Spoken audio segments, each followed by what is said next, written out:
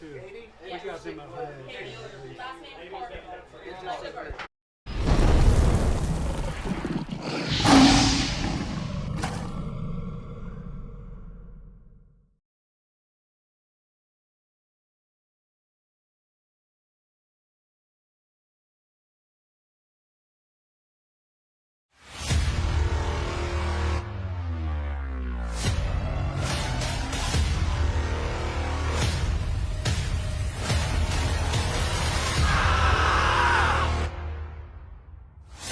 That's the pain that makes you strong. That's the pain that makes you hungry. I don't know how bad you're gonna win tonight, but you're gonna win this damn game. Let's go. You wanna play? Then let's play.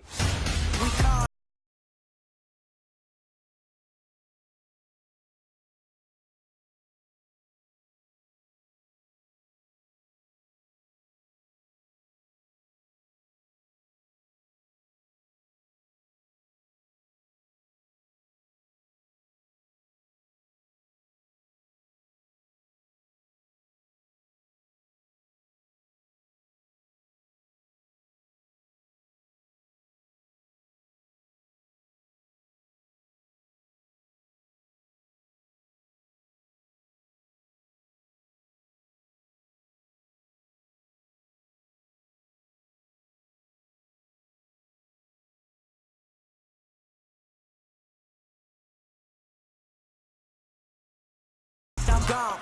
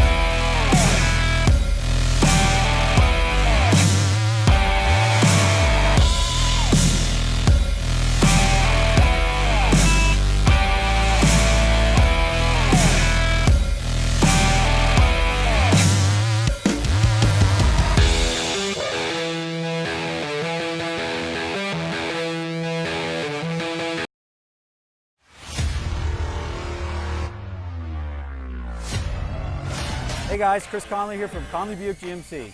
Kickoff's right around the corner. Buckle your seatbelts and hold on tight. It's time for some Tiger football.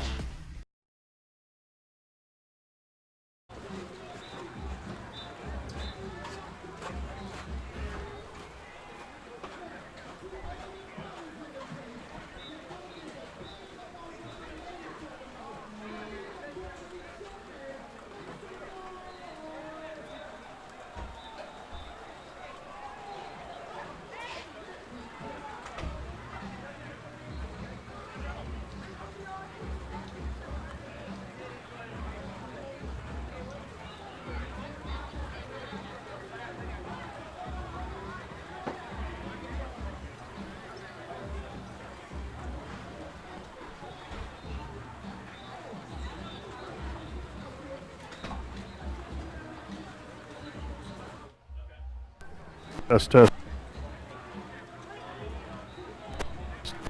Test, test, test. Nick, you got me?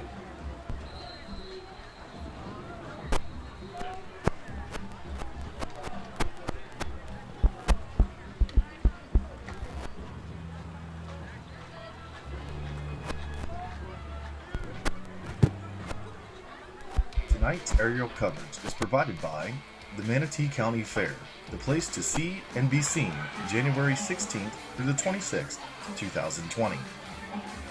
Tiger Vision is made possible in part by Conley Buick GMC, where we treat you like family. Impact Staff Leasing. Garrett Richard. Port Manatee. Boyd Insurance. DeVito's Auto Repair. The Manatee County Fair. Drug Free Manatee. Richardson Stinton Roofing. Superior Asphalt. Slot Machine Charters, Captain Griffin Deans. And Ace of Power.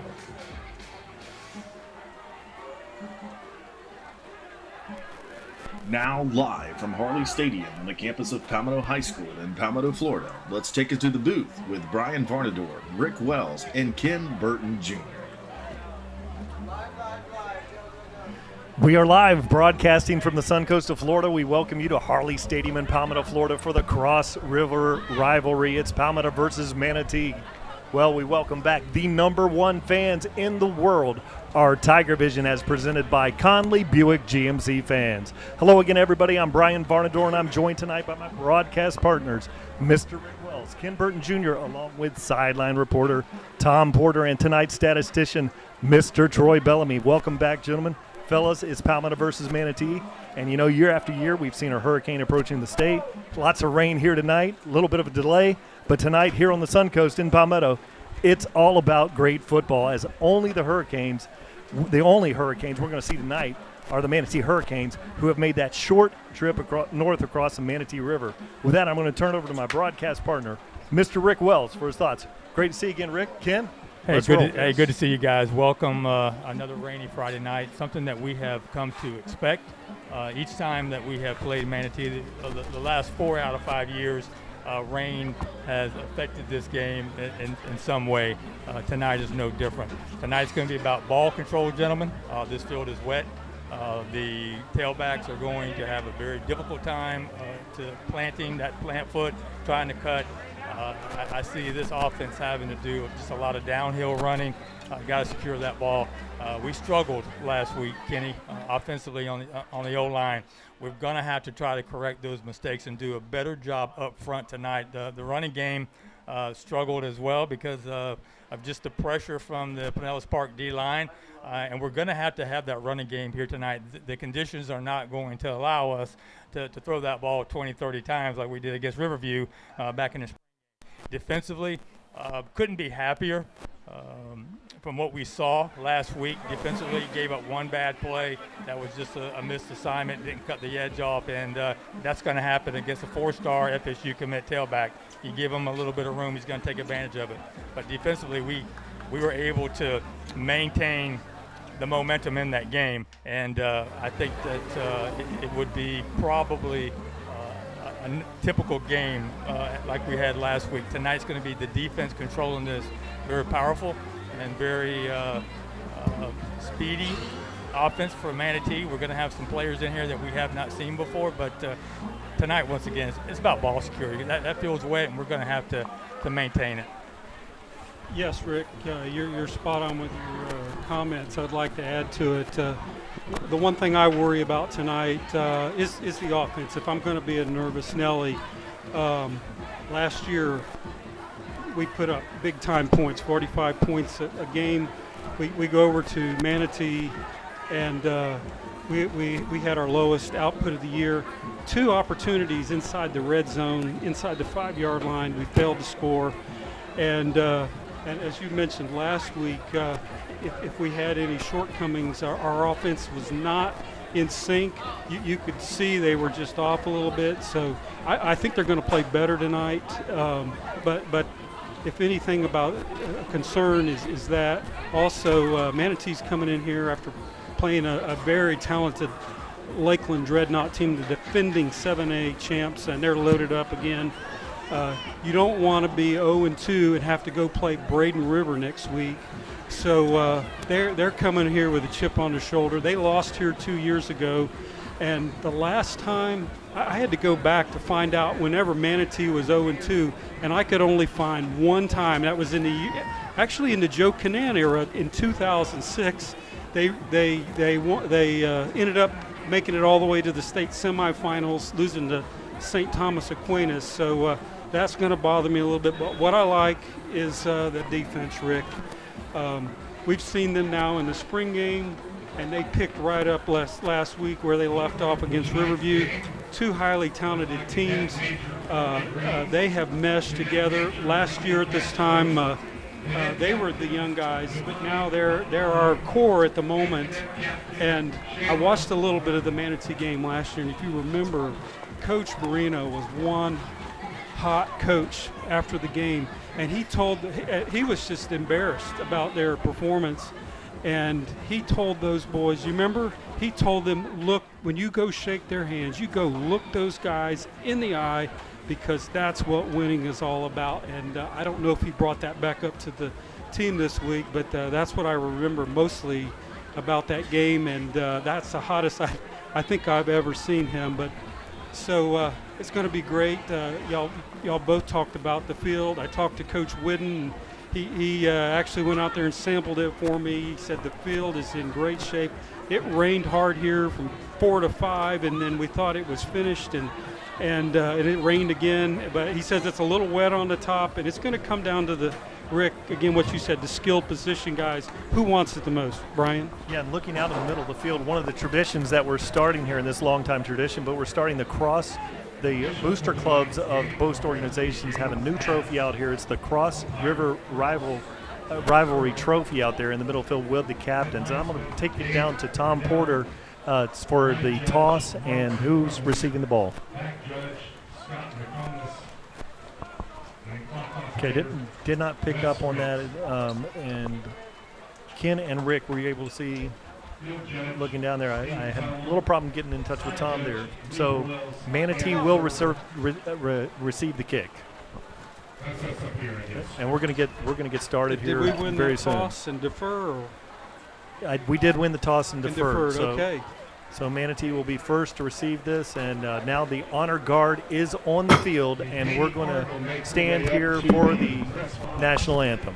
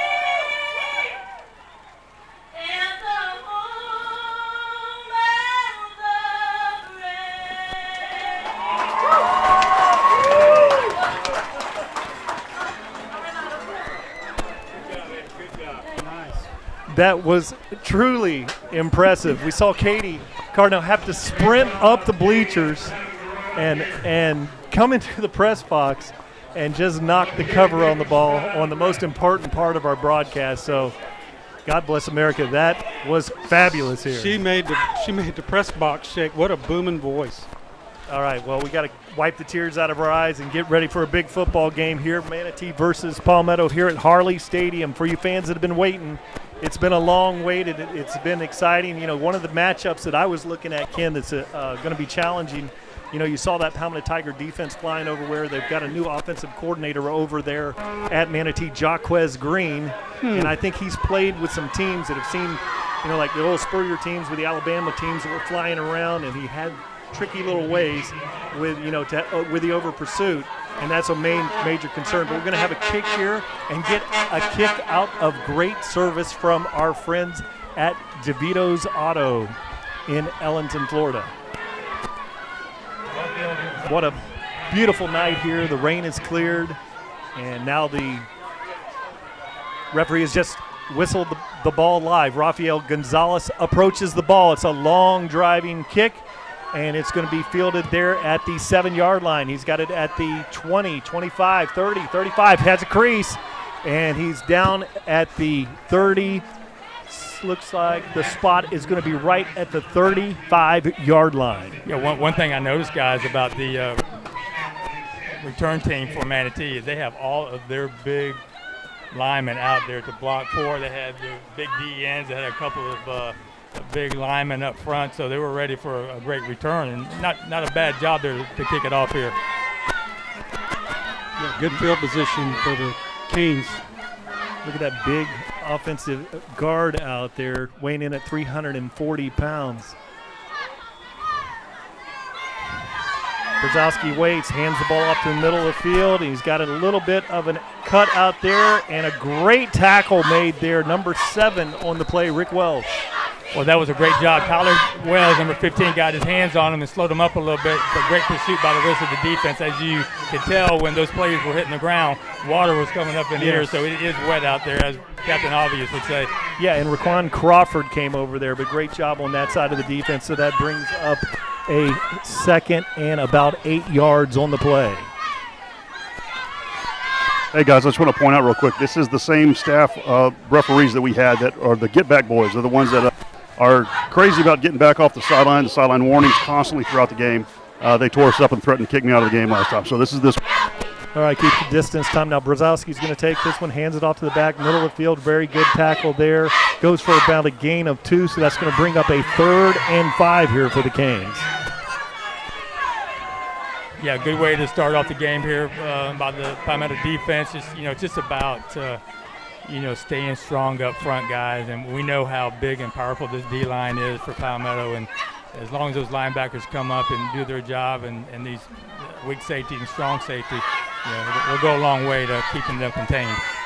Jaleel Duncan is out here wide. Now Brzezowski looks. He's got a heavy rush there. He didn't put his hand on the ground, trying to get the edge, and he's tackled there. That's going to be a horse collar. Yeah. You throw the flag? Yeah, you got the horse collar, and that's going to be a first down on the play. First down picked up by a penalty. Great heads up by the Manatee quarterback. Didn't have anywhere to go and made something out of nothing, and got a present there with the horse collar. So defense was there. You just got to wrap him up. So we didn't talk. Yeah, Kenny. And sorry, I mean to cut you off. We didn't talk about this, but penalties are going to be huge in this game as well. And the simple things of just executing and not making critical mistakes. That's a critical mistake when you've got them wrapped up on 3rd down, and now we got to try to overcome this on a short field.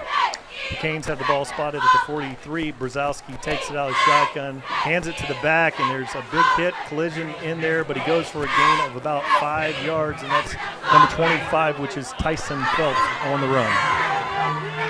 Tyson's their go-to guy. We're going to see a heavy dose of him tonight, as we did last year. Brzezowski's got that. Boy, they're moving the ball fast. Hands it off middle, and nothing really, about a half-yard gain, so that's going to bring up another 3rd and 5 here. Yeah, that was a good job by our DN to come up there, number 34, Jordan Renaud. So a big play here, 9 minutes and 36 seconds on the clock here in the first quarter. Manatee Hurricanes have a 3rd and 5. Brzezowski, one single back there in the back with him. He's looking for the hitch out there early on. Now he's going to be tagged. And that's Matty Wyatt once again. And back there also, I think we had Kendall Reynolds back there again. Kendall Reynolds with 10 tackles in the last game. Matty Wyatt all over the place. That defense continues to play great for these Tigers. Yeah, and that's going to be key tonight as well. As much pressure as we can get on this Manatee quarterback when they're trying to throw. They got some speedy receivers. If we can take him out of his game and make him run he's not a great runner, but we want to get that pressure on him. And he's just a 10th grader. So great series by the defense to start this game off. Oh, very slow snap back to LaFro, and it's going to be kicked to Jonte Wester, and he's going to get out of the way of that one. It's rolling. It's going to stop there at the 3 yard. So excellent kick there by Axel Leprevaux. And they call him LaFro. All right, so this is going to be a pivotal moment early in the game. We're deep in our own side of the field. We've got the offense is going to have to open up some holes so we can get out of here and give those tailbacks some time to pick up some yardage. I mean, they know we're going to run the ball. We're not going to throw the ball out of here. It's not prudent to do so right now, Kenny, but they're going to pin their ears back and come after us. Yeah, there's no reason not to, and we have to flip the field on this possession. If we have to punt, but we don't want to give them a short field here. Shane Williams is split out here wide. Hands off to Sajel Hickson, looking for bouncing out the side, and really good defense over there. I think we had a fumble. Did he fumble the ball? No fumble, but it looked like a loss of about 3 on the play. I think we did fumble, and it was recovered by an offensive lineman. Okay.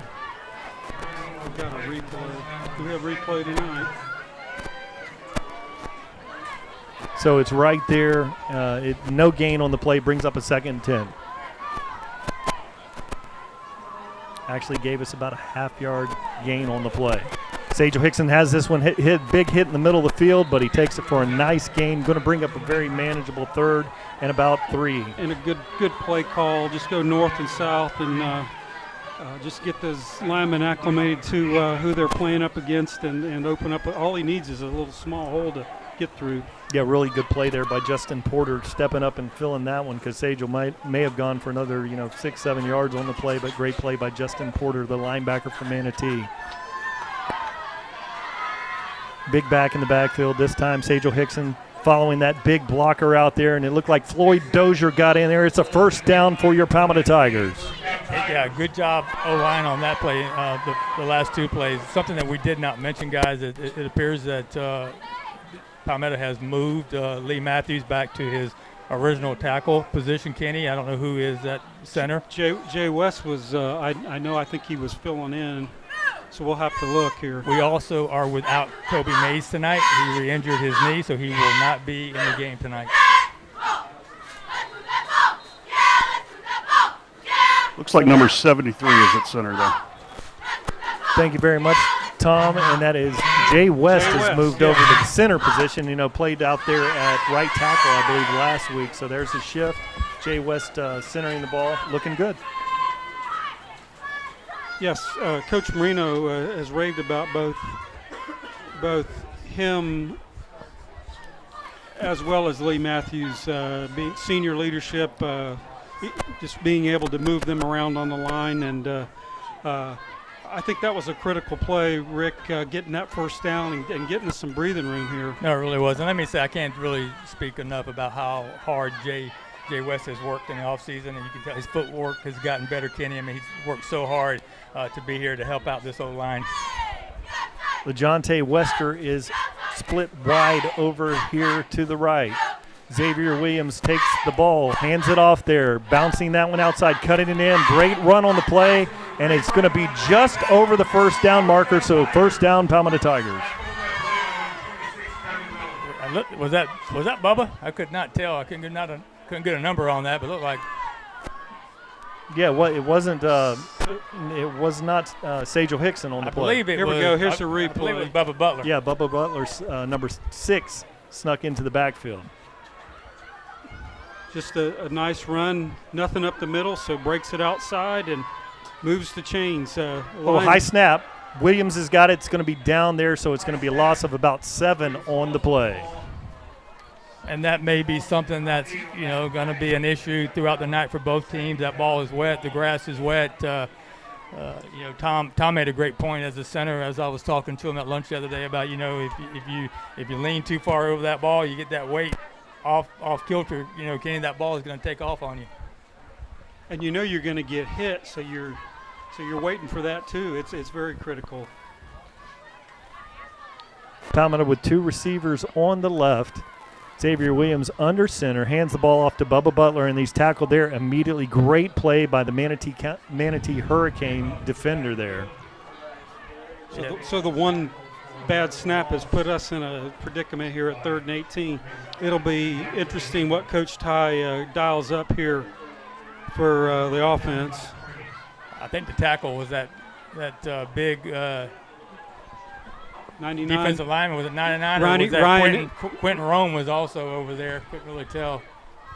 But he's a big one. 99, Ryan Ives is a big human being getting looked at by lots of schools. They got some big linemen. He goes 6'5", he's over 300. And it's a draw, shaky exchange, and he's going to be tackled there. So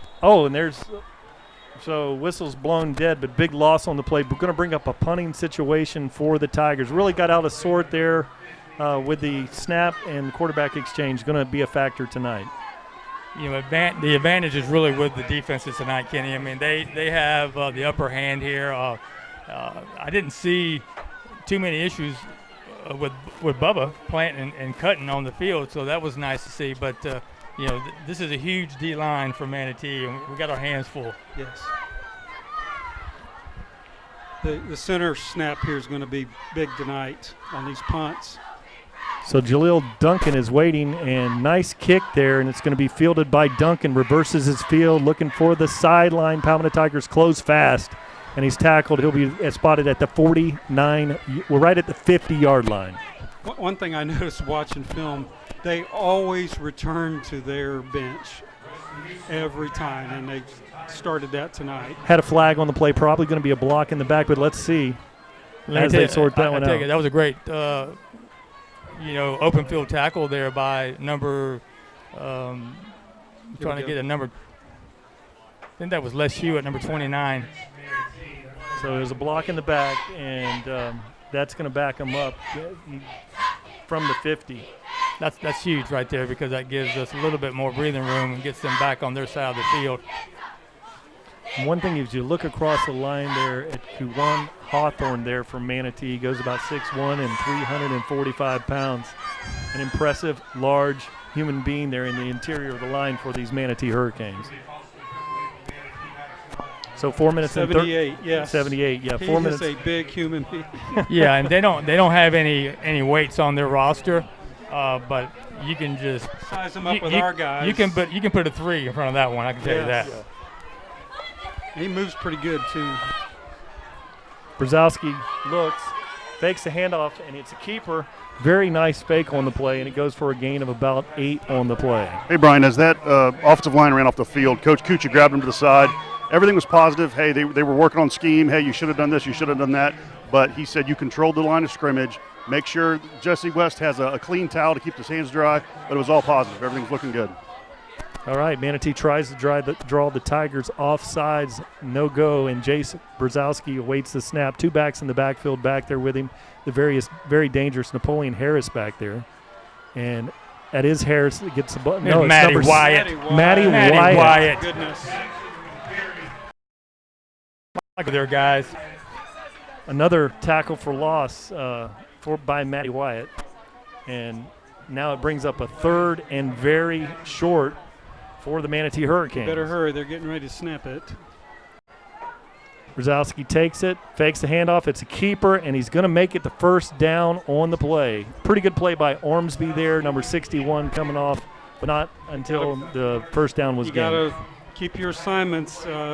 Somebody's got to watch that quarterback. Yeah, I don't know if he did that much last week against Lakeland. There probably wasn't a lot of opportunities for him to run the ball, but those are 2 design running plays that he has optioned to himself, and he's picked up good yardage both times. So you're right, Kenny. We gotta pay attention to to him running the ball. We can't just assume that he's going to be pitching or handing it off. I've been impressed with him so far. He's just a 10th grader, and had to play against Lakeland last week and us this week and Braden Rivers, so he's got a handful. He's looking good out here for a 10th grader.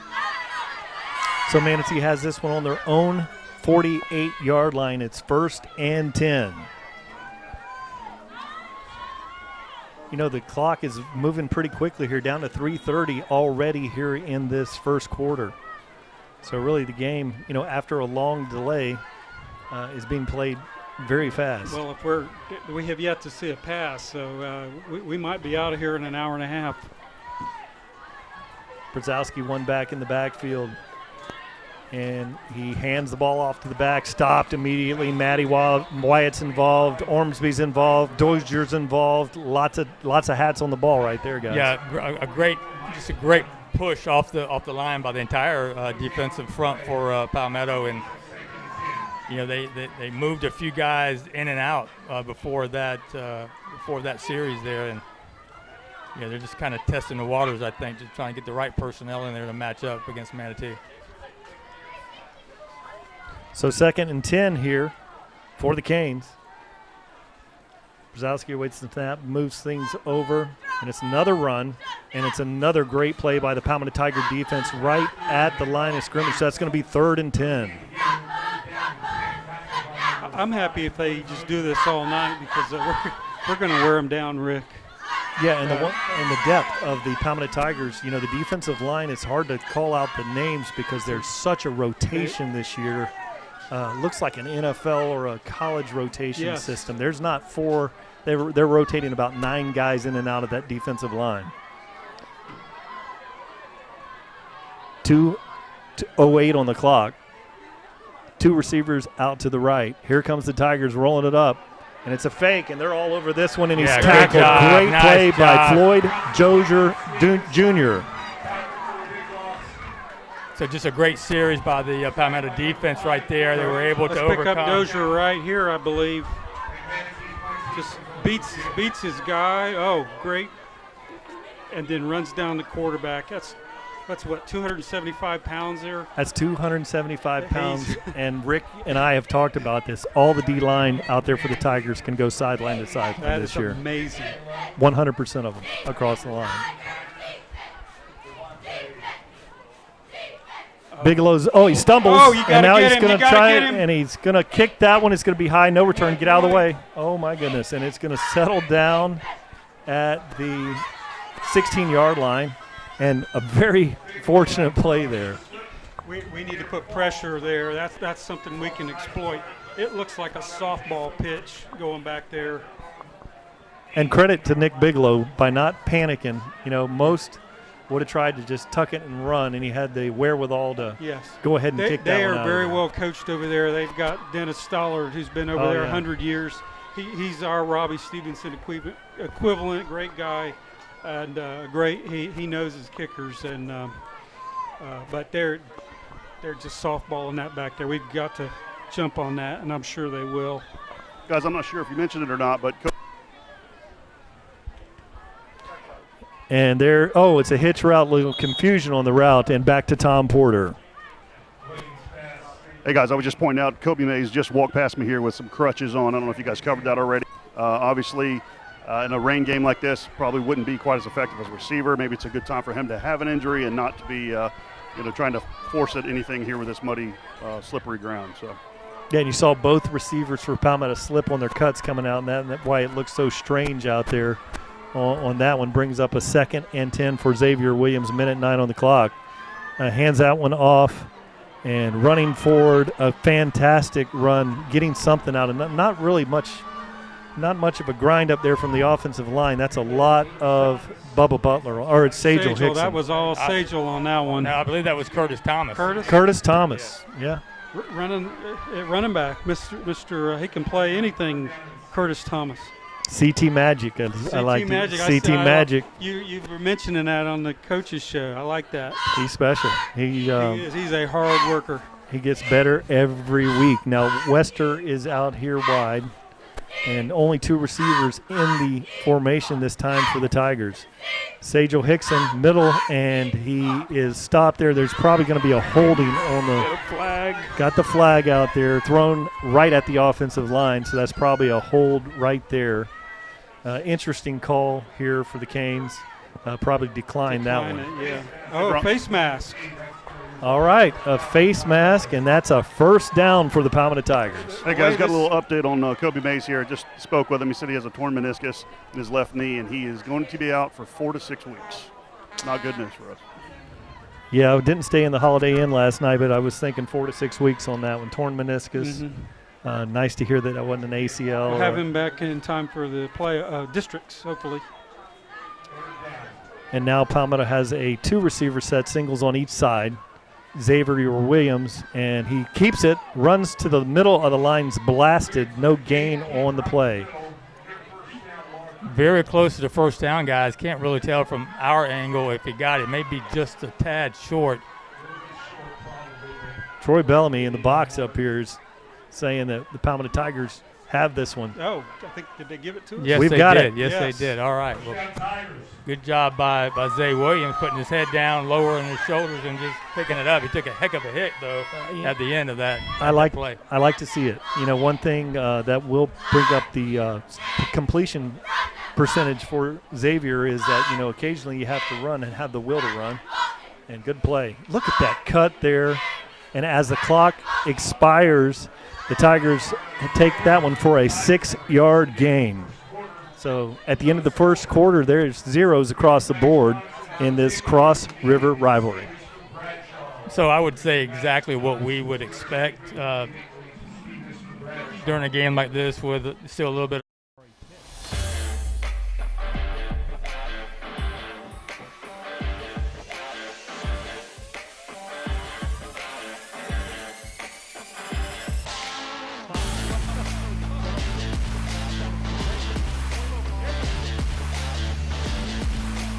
Hey guys, Chris Conley here from Conley Buick GMC. We're excited to be back for another season of Palmetto football and Tiger Vision. Good luck this year and go Tigers. Touchdown!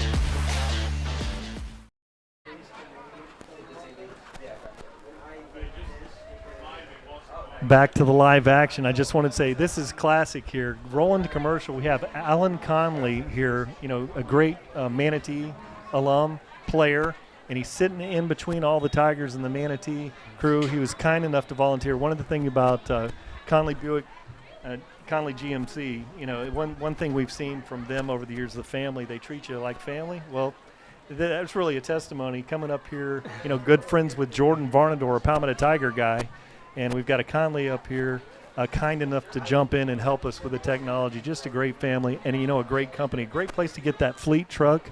If you're out there looking for fleet vehicles, they've got some really fine trucks over there.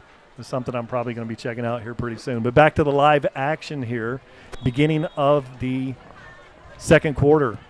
And it's another high snap. Xavier Williams rolls, throws it out, and that's going to be an intentional grounding.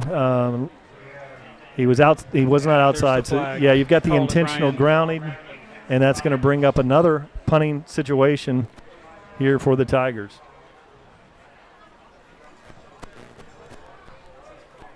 I'm looking at the third. It says third down marker over there before the play. I thought it. It says 3 over there. Not really sure. To be honest with you, kind of lost track during the break. And one of the great things here at Palmetto High School, we're looking through dual-plated glass that you cannot clean on either side of it, and it's fogged after all the rain. But it does say third down on the marker. And we have a full press box, making it nice and warm in here. Nice and toasty out here. So it's third. Did you see them walk it off? They walk the penalty off? I didn't see them walk the penalty off. Maybe did they pull it? Well, no, it's going to be third and about 7 on the play. Williams, another high snap, makes a great play, rolls to his left, got a man, throws it out there, wide open, and he drops that ball. Number 81 coming back on the play was Zorian Geathers, and down the middle of the field on the house, wide open receiver out there was Bubba Butler, was wide open for a touchdown. Yeah, well, unfortunately, that all became a moot point because you have a high snap throws the rhythm totally off, and he knows he has to get out and try to find somebody or run with the ball. So just promising in the beginning, just didn't turn out the way we would like at the end. Bubba Butler and then the drop pass to finish it off. And then Bubba Butler was no one within 15 yards. Very nice block by the up back. Great kick there. And he's trying to get to the edge, and he shuts it down. Great play by the defense, and that's going to be stopped there at about the 43-yard line. So defensively, we're just going to have to keep up the pressure, and you can say that about both teams. We know that the field conditions are going to be an issue all night, Kenny, and you can tell that both teams are trying to be a little methodical offensively and try not to do too much, and the run game is very important, and both of them are having little success, but not what they would expect. Yeah, Jaleel Duncan over here, number 4, the wide receiver, kick returner. He looks really nice out here tonight, but playing off of him, 10-yard cushion are the Tigers. And now there's the handoff. He slips on his cut, goes for about a loss of 1 on the play. So that was tackled there by Joseph Turfmeister on the play. Well, exactly, Brian. That's nothing but field condition right there, and that's going to be the story the rest of the night, because as you can tell, this is a great field, well maintained, but it's going to get chopped up. You can already tell the middle of the field where they have been playing the majority of this game is already starting to get tore up. And both teams with a running approach with a wet surface out there early on. Now he throws a little bubble screen out there. Looked like a hold on Wells there, but he gets the corner. Yes. And goes. Tyler, yes. Yeah, they caught that. There was no doubt about that being a hold right there. And luckily the back referee, he was almost in the end zone. He saw it and he threw the flag. And what was funny, Tyler was looking for the side judge. Hey, he held me. And no go, but thank goodness somebody picked that up. Let's try to pick that up on a replay here. So you can see the hold out there on the bubble screen. Right there. Look at that, look at that. I mean, great job, our camera crew. And then coming over there, and what an impressive toss of the flag. I saw that in the Manatee game last. I wonder if that was the same back judge out there. He threw that one about 26 yards. Yeah, we've had him before. That was an impressive throw, gentlemen. Yeah, that's been the best throw all night, really, from both offenses. My question is, how come the guy behind the play didn't call it, and the two guys on the sidelines right here didn't call it? This guy from center field had to throw that penalty. Tom, I'm just glad somebody saw it. Somebody it was saw very it, obvious. Because the penalties and turnovers are going to make the difference They tonight. all don't like you, Tom. Manatee drops back, looks for a little screen out there, slip screen, and that's exactly what happens. 25, once again, Tyson Phelps slips on his cut, so another good stop there by the Palmetto Tiger defense. Yeah, the defense that was a great call by Coach Cucci. Read that, and linebackers were all over that. Looks like a 3rd and 20 for the Canes. Palmetto Tigers still rotating that defensive line. That's impressive. That's going to help over the long haul tonight. Going to be fresh in the 4th quarter. Ellison Bradley out here in coverage. Here he comes, and he's got a nice little slip screen in the middle of the field and goes for about a 7-yard gain there. And so that's going to bring up another punting situation for Axel Lafro. On a play like that, you just want to keep him in front of you. They let him catch the ball, but just don't let him get the first down, and they had plenty of green to give away here. Yeah, you know what, guys? I mean, I don't know what Coach Stevenson is telling his punt return team, but we need to take Day Hill off that edge and put as much pressure as we can on this punter, because he has been struggling with these snaps. He's been softballing it back there. Yeah, check out the arc on Watch this. this. There's a snap, and he struggles to get to it, and a very high punt, and it's going to check up short, and boy, that thing died on that wet it's field. Not bouncing at all. 27-yard line. And if you remember the first punt, LeJonte was back there inside the 10-yard line, and once the ball was past the 10, generally you let it roll. And the Manatee guys, they had it stopped on the 3-yard line, because that ball is just sitting when it hits that wet field tonight. And it's wet. Sometimes they'll put a ball in for the kicker but it just died out there. So 9:11 on the clock here. 2nd quarter, Palmetto Tiger offense needs to get things going. You got about the footing out here. I think our undersized backs, it's an advantage for us because they're not quite so heavy, so there's not as much pressure when they set their foot to make a. Manatee's backs are a little heavier, give way in this slippery surface. 10-4. We're struggling here getting personnel on the field. And there we go. We had to burn a timeout there. No penalty. I mean, we've got Kevion Williams, who plays DN and tight. Every day, 192 people in the U.S. die from drug overdose, but they don't have to. In Florida, if you're trying to save the life of another person, you're protected from prosecution by the Good Samaritan Act.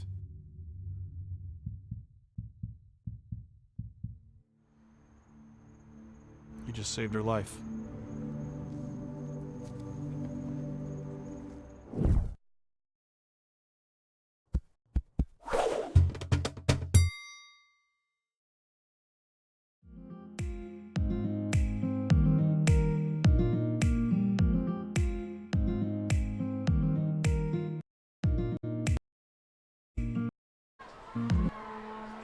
Williams looks. He's got the out and the up and just a bit long on that one. Had Curtis Thomas open. And the one thing we were talking about, the wet field, always an advantage for the receivers.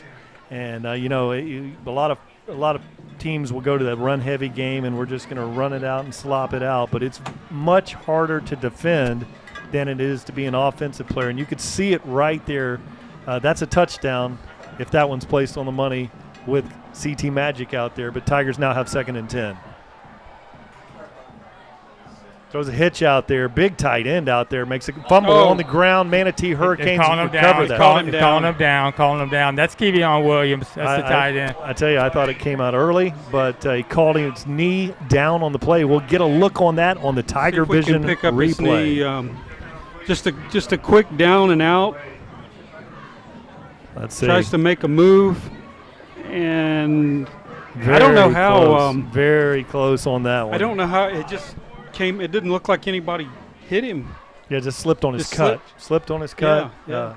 And goes for a gain of about a long four on that play. Brings up the 3rd and 6. Palmetto Tigers get set. And Hickson's trying to go outside. There's nothing there. Everybody's on a great play there. Nate bade my number 50, Nathan Hyman there, the linebacker.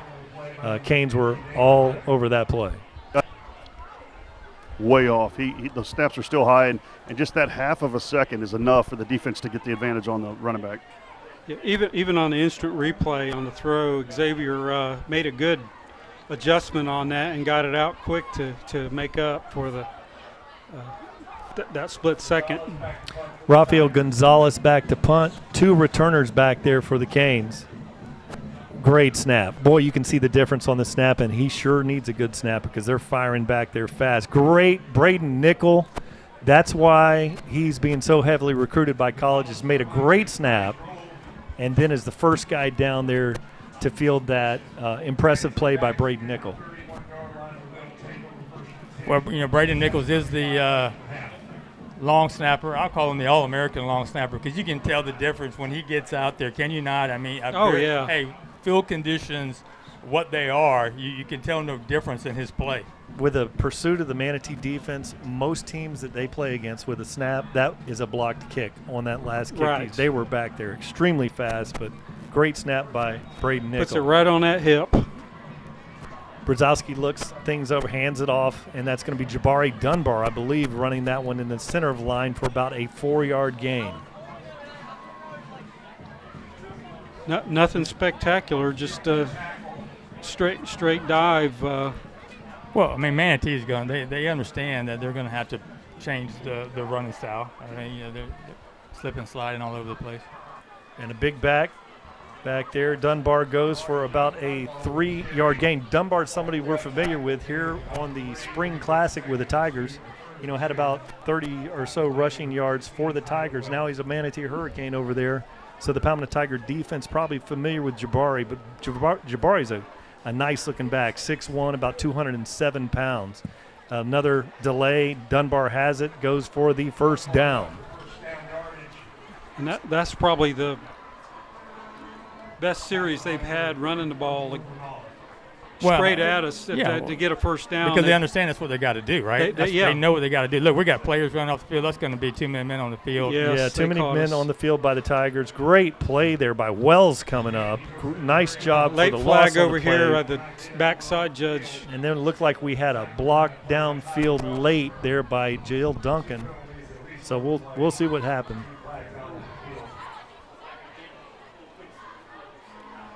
Really a nice job there by Tyler Wells coming up, and a nice stop. But we had 12 players on there on the field as we were unable to make Two were running off, and they're running right in front of the side judge, so you can't get away with that. So do we have offsetting there, guys? I'd take that. I thought that we had, I don't know. So we may have had a defensive penalty on the Tigers also. Let's see. So they're going to back. Too many men on. Is that too many men on the field? Illegal substitution. Right. How many yards is that? And there's 15 on the penalty.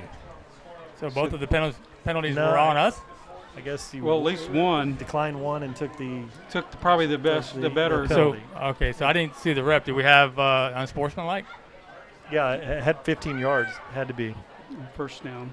And Jabari Dunbar does not get the ball this time, and keeping that one is Jace Brzezowski. He goes nowhere.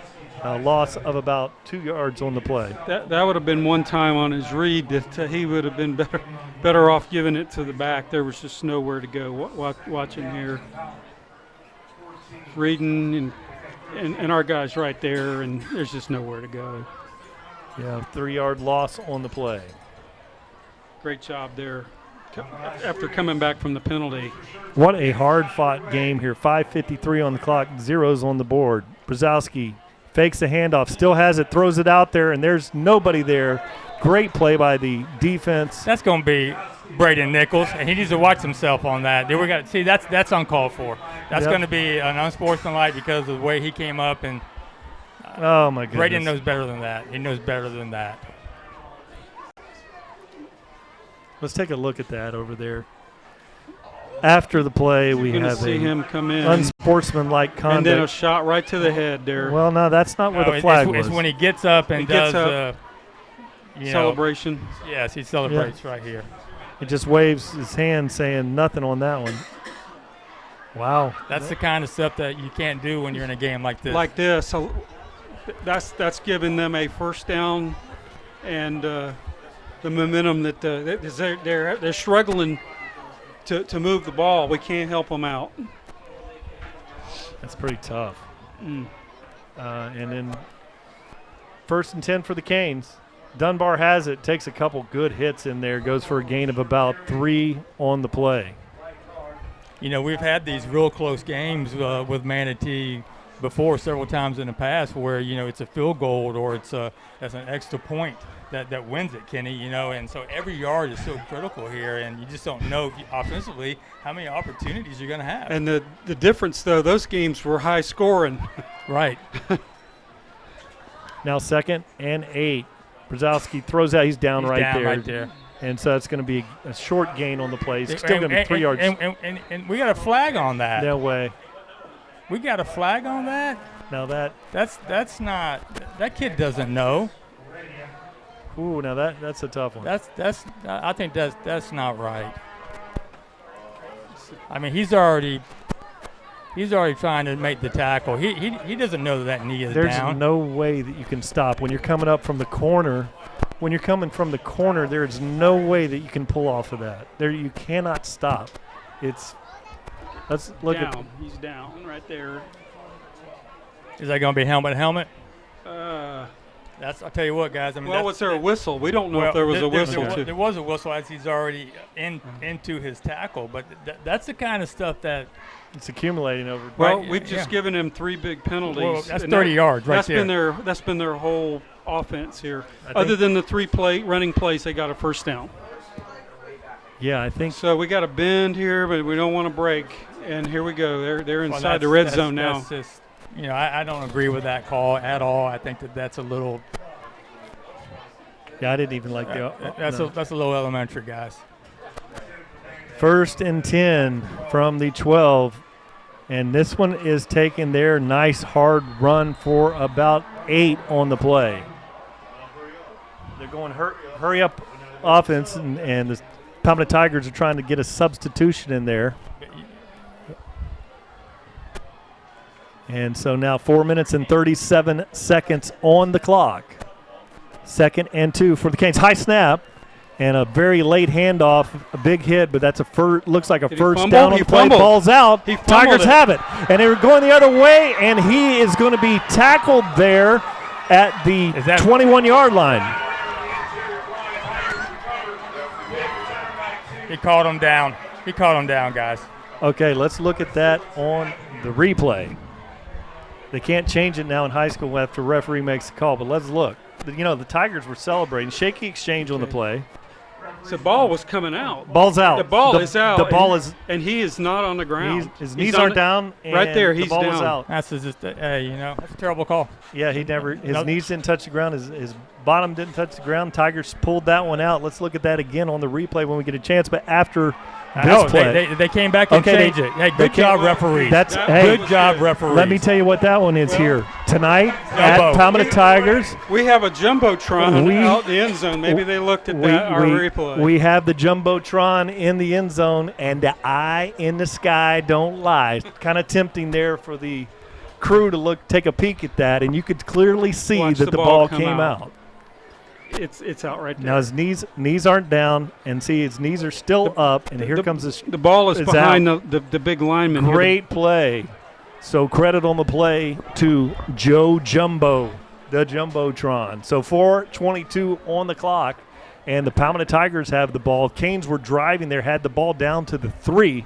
Great play by Floyd Dozier Jr. on that one. Well, unfortunately, they were driving the ball because of just senseless penalties on our part, and we gave them the entire half of the field. So offensively, even though we're pinned back here at our own end zone, Kenny, at least we have the ball, because that was just something that Coach Cucci right now, I can tell you right now, he's chewing into some tail ends. Yes, and they would have gotten 3 out of that for sure. The other aspect of that is I didn't know if I heard a whistle there.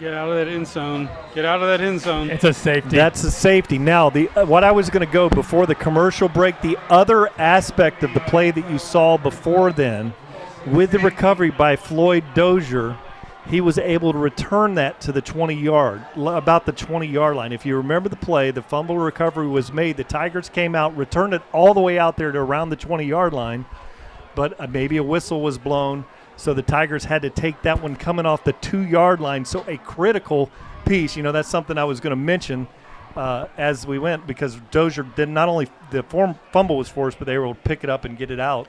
And the Tigers had to take a safety on that one. Manatee brought their student body on that one. Well, but you know what? I mean, you have to expect them to do that. But why not? Absolutely no. I'd do it. Absolutely no push by the O-line whatsoever, and that's what's going to hurt us throughout this game if we can't get that worked out, guys. Because once they realize that they can just run over that O-line, that's what they'll do every play. We won't be able to establish a running game, and if we can't do that, then 2 points may be hard to overcome. We might have just we might just have the final score here the way it's going. Now the Palmetto Tigers have the decision whether to punt this one or on the direct kick. You can. Yeah, he's going to probably put a tee. That's what they're used to. Here, and they're going to have Rafael Gonzalez kick this one off. So get a kick out of great coverage with our friends at DeVito's Auto, located in Ellington. Really good situation here for the Canes. Now some really talented receivers, kick returners back there, and we're going to have Gonzalez kick this one up from the 20-yard line. 4 minutes and 16 seconds left here in. Oh, you know what? We just had a penalty on the play because we had 12 men on the field, and for whatever reason, number 29, Les Hewitt, was out there. Referees, they pushed us back again. We're making some serious mental mistakes that once again, cannot happen in a game of this magnitude. A championship team will not make a play like that. It's just a kickoff, and you're just lining up on the 20 instead of the 40. Tyreek Allen is back there to return. Gonzalez hits it. It's a high kick, and it's going to be fielded there by Iron Jackson, looking for creases at the 50. Big hit there, and that was Devion Cummings, I believe. Yeah, number 41. With a great tackle on the play. Canes with a great field position. Ball is at the 46-yard line. What we have to be concerned here is as we head into the half, them getting down the field and utilizing the clock and getting a quick score here, because they will get the ball at the beginning. We do. Okay, all right, and I take that back. But see, here once again, we got personnel running onto the field at the last second. I guess, did we take a timeout? A whistle blew. Yeah, and we had. I think it was going to be false start. False start. Oh, boy, they missed that one because Kevion Williams was running onto the field off the sideline. We only had 10 out there running in there late. And then as he crossed in front of the receiver out there, he moved. And so we were very fortunate to get a false start on that one. The Canes have this one 1st and 15. Ball spotted at the just shy of the 50-yard line. Oh, great tackle by Kendall Reynolds for no gain on the play. Get away, Kendall. No, don't look at him. Just move away. Yes, go back to the huddle. We got to get away from this attitude. We want to stand over the player when we make a tackle. 3 minutes and 45 seconds on the clock. The Canes have this one 2nd and 16. Or it looks like 2nd and about 2nd and 16. They need to get us a turnover here. Look at there. Isn't that impressive? Oh, look at that. 2nd and 15 on the wet field. Nice and clean. And he throws it out there. Nobody in coverage out there. And he goes down out of bounds there. He's going to be short of the first down. And I don't know if we have that Impact Staff Leasing yellow line technology going out there. If we are flying that yellow line technology tonight, we are the first internet broadcast, football broadcast in the world, I believe. That's what I've been hearing. And so Impact Staff Leasing will forever in history be known. We just saw history made. So pretty nice here. Pretty nice. 3rd and about 7. Nasty field. 2 backs in the backfield back there, shifting over there. And he throws a bubble screen out there, and that's an incomplete pass. And so it's going to bring up 4th down. Hey, guys, Lee Matthews over here taking snaps with Xavier Williams. Not sure if the move's been made or if they're getting ready for that or not, but it looks like they're heading that direction. Well, they need to jumpstart the line so they can get their confidence back. As you mentioned earlier, Rick, it's imperative they don't get run over here and establish that line of scrimmage for the rest of the game. LaFro's going to go back there. Back there is Nick Bigelow is going back there to kick this one away. Jonte Wester back there as the single receiver. We need a bad snap and something. They need to go after this. The last snap was decent. So here's the snap, and there's a whistle. And I don't know if we had the clock expired there, delay of game. It is a delay. Delay of game on the Hurricane, so that's going to bring up a better situation for Jonte Wester. Now here's where we look for Jonte to pop one here, guys. Yeah, if we can get a good punt and give him some time to get under it and make a play, but I don't want to be negative here, but we got 2 points in this game because of just ridiculous penalties on our part, and that's really the difference. And because both these defenses have played really, really well, you take those penalties out of the mix here, and this is still a 0-0 game. Just aggravating, to be honest with you. We need to break some ankles here in this return. Moved That's again. Now got they're movement. Oh, moved again. And I'll tell you what, Day Hill had jumped that one and was going to get that one. So that's another 5-yard penalty. So the Canes going backwards. LeJonte's back there grinning and thinking this is getting better and better. This could make the difference here in this drive or the return. No, it really has. Just going back to the last 2 games, we need something to spark this offense. We need something just to wake them up a little bit so we can get back in this game. Just what the doctor ordered here on a punt. Now we're offsides. It's going to be 5-yard penalty on the Tigers. So it's still going to be 4th and long punt, another punting situation. As you can tell, they are sending Day Hill. He's the fastest guy on this team outside of Jonte, and I've seen him several times in practice get to the punter, but you got to let. I'm okay on 4th and 17. Yeah, we're all right. Yeah, we're still up 5 yards on this. He's trying to get a head start. Absolutely, I'm cool with it. Anything to put doubt on this team to make them mess up a muff here, we'll be ahead. This time they play safe. And very high kick. Jonte Wester takes it, looks for the edge, and a great – oh, my goodness, he broke that tackle, and he goes to the 20-yard line. Just barely gets a shoestring, but it was enough to get his feet off, and it still picks up 10 yards after it. And LeJonte jumps up, and he knows, if I'd have got by him, no telling. No telling what would have happened there. 2:58 on the clock. And the Palmetto Tiger offense been pretty stagnant. We're going to kick it with Troy Bellamy at halftime, and he's going to give you the statistics here. And, tonight, really, we don't have to pull out the calculator. I think Troy's got this one on his hands. He uses hands and doesn't have to even pull out the feet yet. And even I could calculate. I have to take my shoes off. But, they're wet here at Palmetto High School from walking in. But could get to 20 that way. But, it's not a big number, I can tell you that, guys. 2 minutes 58 on the clock. Zaywell looks, and he runs it. He keeps it, surprises everybody on the play, goes for about a 6-yard gain. And that's what I would like to see. Yeah, a good play call, because that's not something that you even see on film. And it picked up some good yardage on first down, fooled Manatee a little bit, and, hey, whatever it takes to spark this offense, guys. Yes, just a little crease like that, and no messing around. Just kept, caught the ball, took it straight down the field. Nice 6-yard pickup on the play. Williams looks now for the pass. He's got somebody in the middle of the field looking for the ball, and really no chance on that one. So it's going to be a 3rd down and about 4. Yeah, one thing I'm noticing Zay's having a hard time throwing the ball, so obviously, he's not able to grip it like he normally does, because the ball, even on that play's coming out, it's fluttering. It's just not crisp like you're used to with Zay, and it's hard to throw long passes right now. Yeah, I think his plant foot dropped on the drop. Even watching the Manatee quarterback, he's kind of trying to push it to his receivers. Wet ball, obvious with the game conditions. He looks, sets up. Oh, nice catch there. Number 81 for the Tigers. That's Zorian Gethers.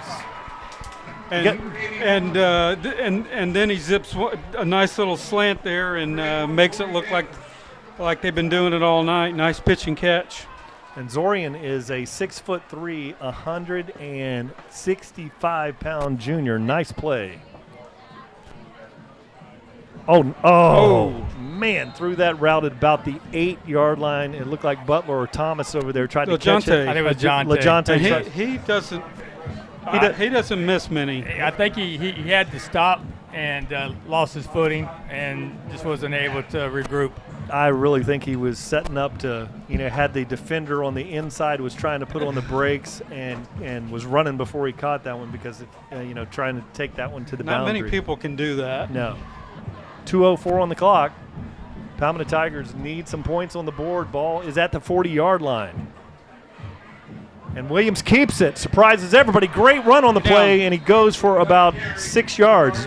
And that's nice. That's a nice wrinkle. It is real nice, and obviously, you know, everyone's having a hard time here with their footing, but they tried to cut back there at the last second, but still picks up good yards. I'll tell you what, boys, I don't think that was planned. He saw that pressure and had to move. All right. That'll work. We're going to call it planned. Well, he needs to work on his slide a little better. It looked a little scary.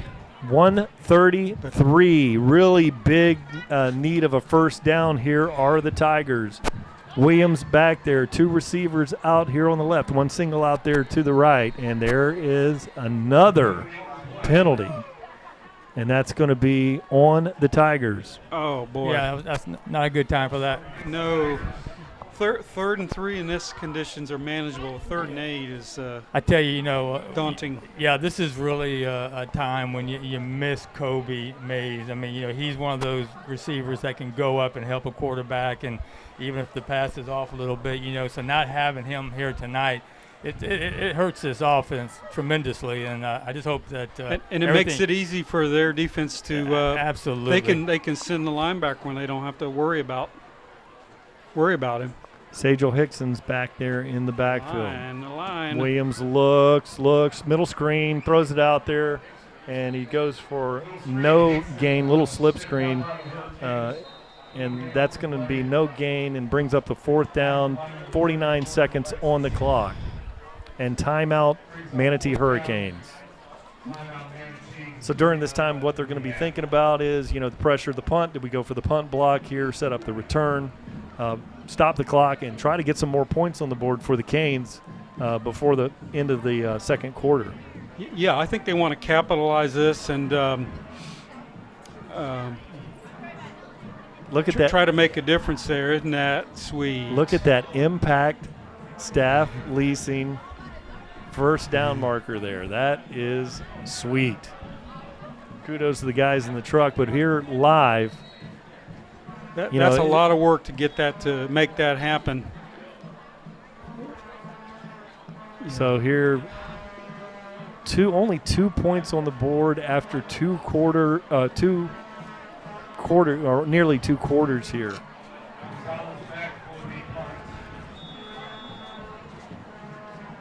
All right, Braden Nickel, if you ever had a good snap, now's the time for one snapping off of this extremely wet field. Rafael Gonzalez is back there, kicks it. Good pressure. May have got a finger on it. Yeah, got a piece of that one, and it's going to be he spotted has at the got 40. to get rid of Clock that is down to 39 seconds on the clock. Yeah, no, really. He was slow getting that off. I understand the weather out there, but you just got to catch that thing and kick it. Snap was good. Snap was clean. Yes. And so that one was a little slow on the clock by the kicker, but very fortunate that one didn't get blocked. And only the pace of the snap has kept that one from getting blocked. Yeah, absolutely, little Brian. slow on the get off there by the punter. And for Manatee, it's going to be tough to even go 60 yards on our defense. We just got to keep them in front of us here to end this half. Don't look for anything fancy here out of the Canes. Now we have another penalty, and it's a false start on the Canes. That's going to back them up another 5 yards, so it's going to be a 1st and 15. Boy, there's a lot of that going on tonight, guys. I think the energy of this Cross River rivalry, the teams, everybody knowing each other, cousins, brothers, and it's really led to some sloppy play on a very sloppy field. Yeah, we're used to, as we talked earlier, to high-scoring 38-35 games. Nice run, middle of the field, goes for about 6 yards.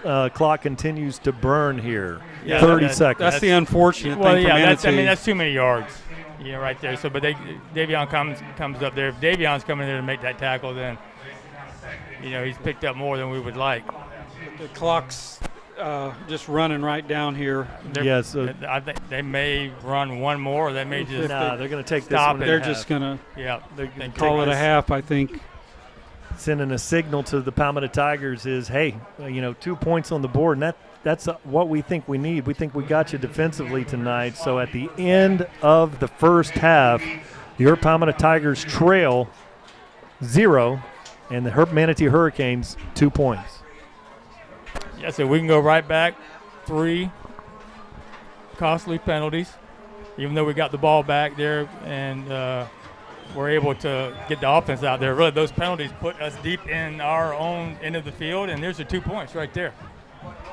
All right, now we're going to take it to Troy Bellamy for some halftime statistics.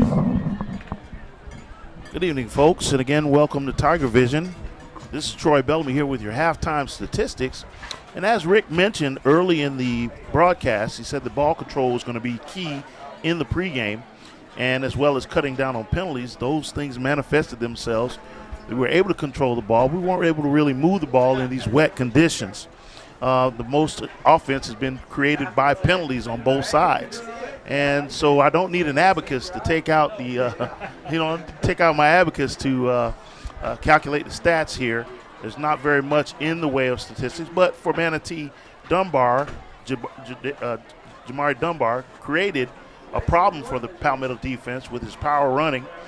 And as he fumbled late in the first half, deep in Palmetto territory, it didn't seem to hurt them because they ended up getting a safety out of the deal, and that leads us to the 2-0 deficit here at halftime. So there's really, our high-powered offense is predicated on ball movement, getting the ball out quickly, footing, guys getting upfield, and the quarterback being able to handle the ball in the snaps.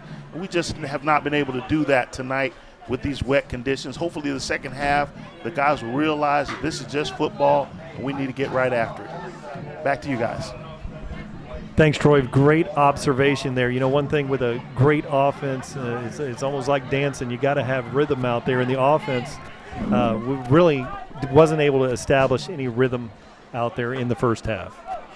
Yeah, as my pregame comments, I was most concerned about the offense. We struggled last year against them.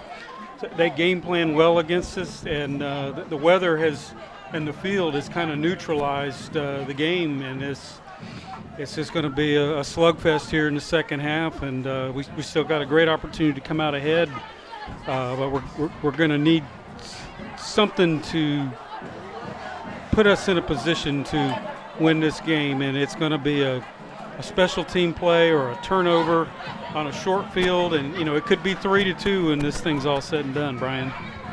All right, thanks very much, Ken, and now we're going to take it to the halftime break here.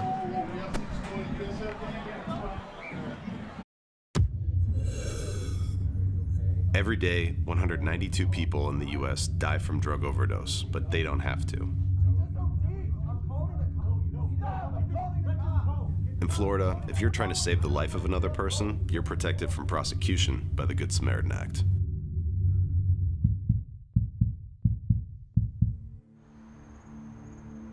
You just saved her life.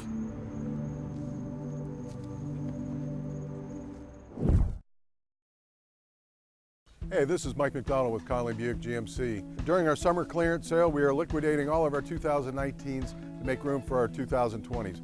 Come take advantage of up to $6,000 off a 2019 Buick Encore, or lease for as low as $198 a month, or take advantage of $8,000 off, or lease payments as low as $349 on this 2019 Buick Enclave.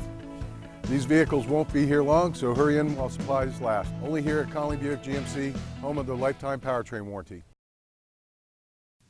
Hello, I'm Dan West, and I'm the General Manager of the Manatee River Fair Association and the Executive Director for the Florida Federation of Fairs. And I'm proud to be one town, one team.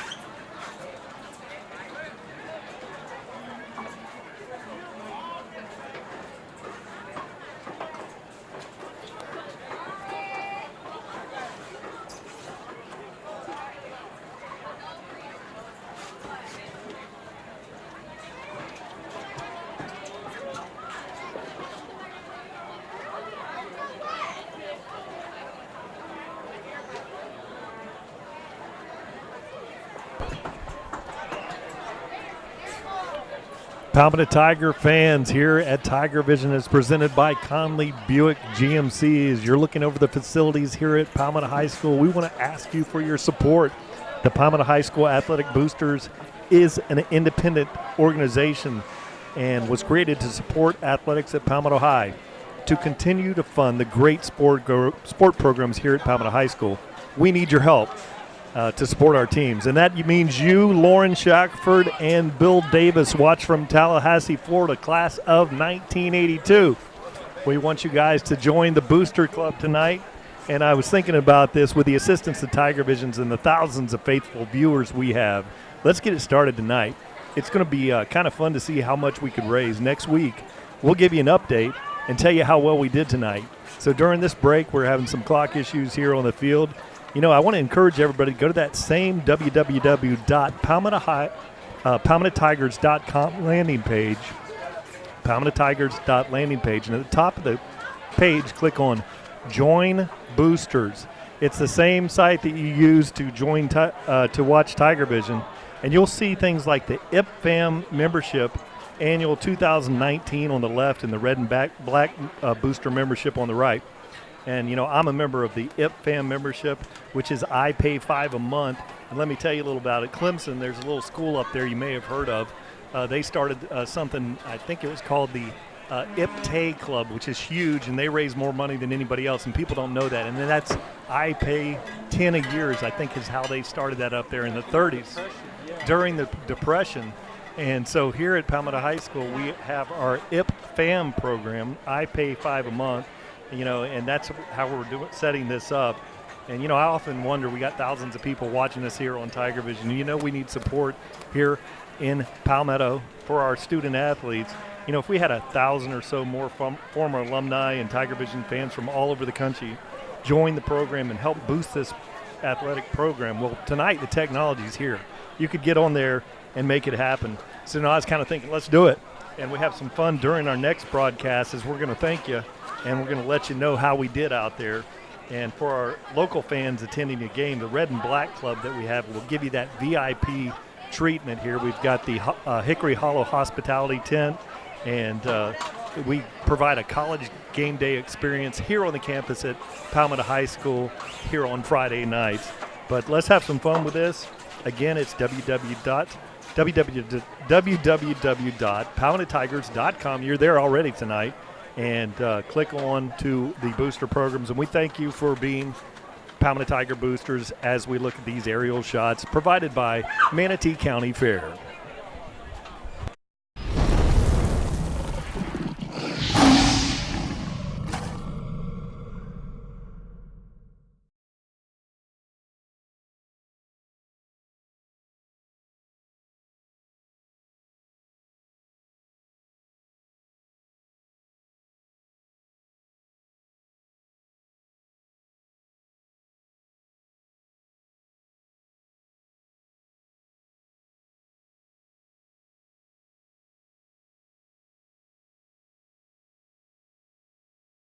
Hey guys, it's Alan Conley from Conley Buick GMC. Halftime's almost over, so make sure you stay tuned. Go Tigers!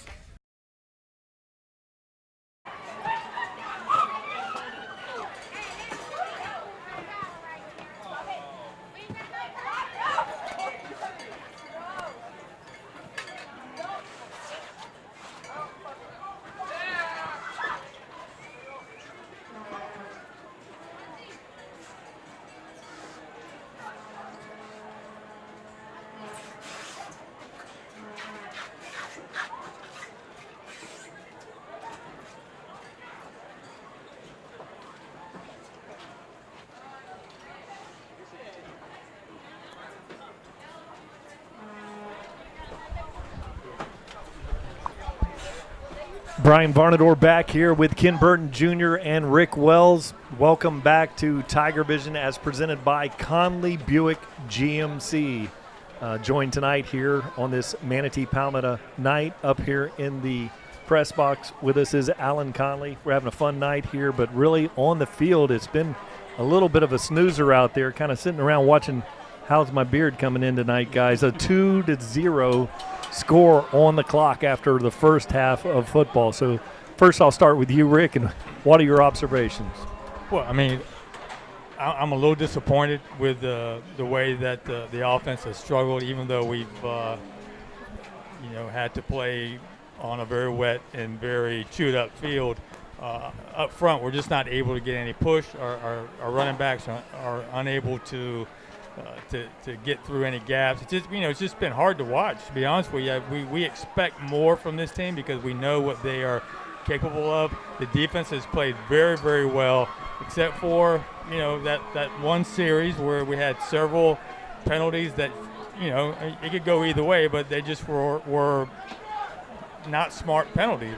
There was no reason to pin ourselves back in our own end of the field, and because of that, we do recover a fumble, but then the offense is pinned back for a safety. So, I mean, what I want us to be able to establish some type of a run game here and give Zay some opportunities to hit our receivers who have been, in the last two games, going back to Pinellas Park, our receivers have been almost non-existent. They have not been involved in the game, not like we're used to.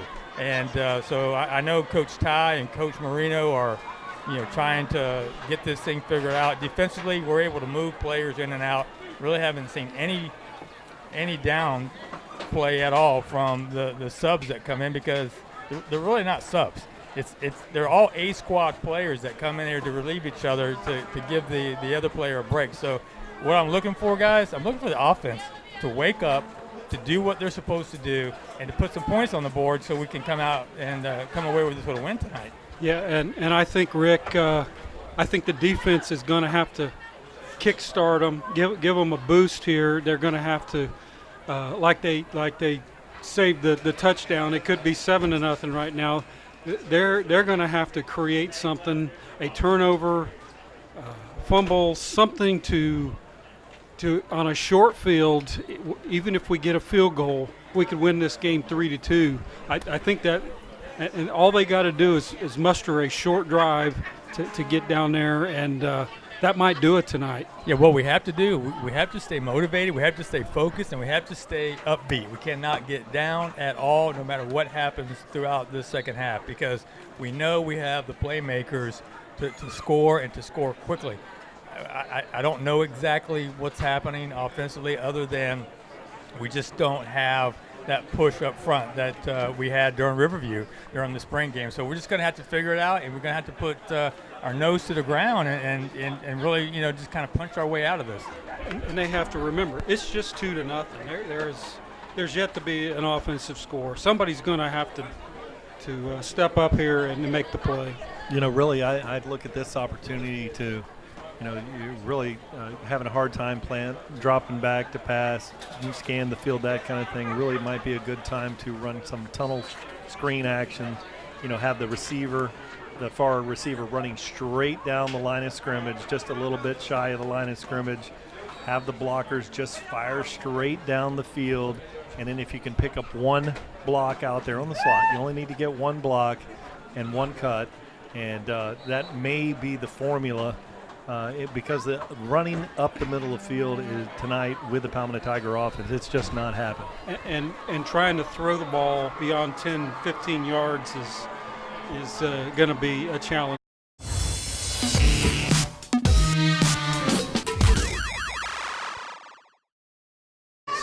Do their thing, and like y'all have said earlier, both of you, they know where they're going, and the defense doesn't.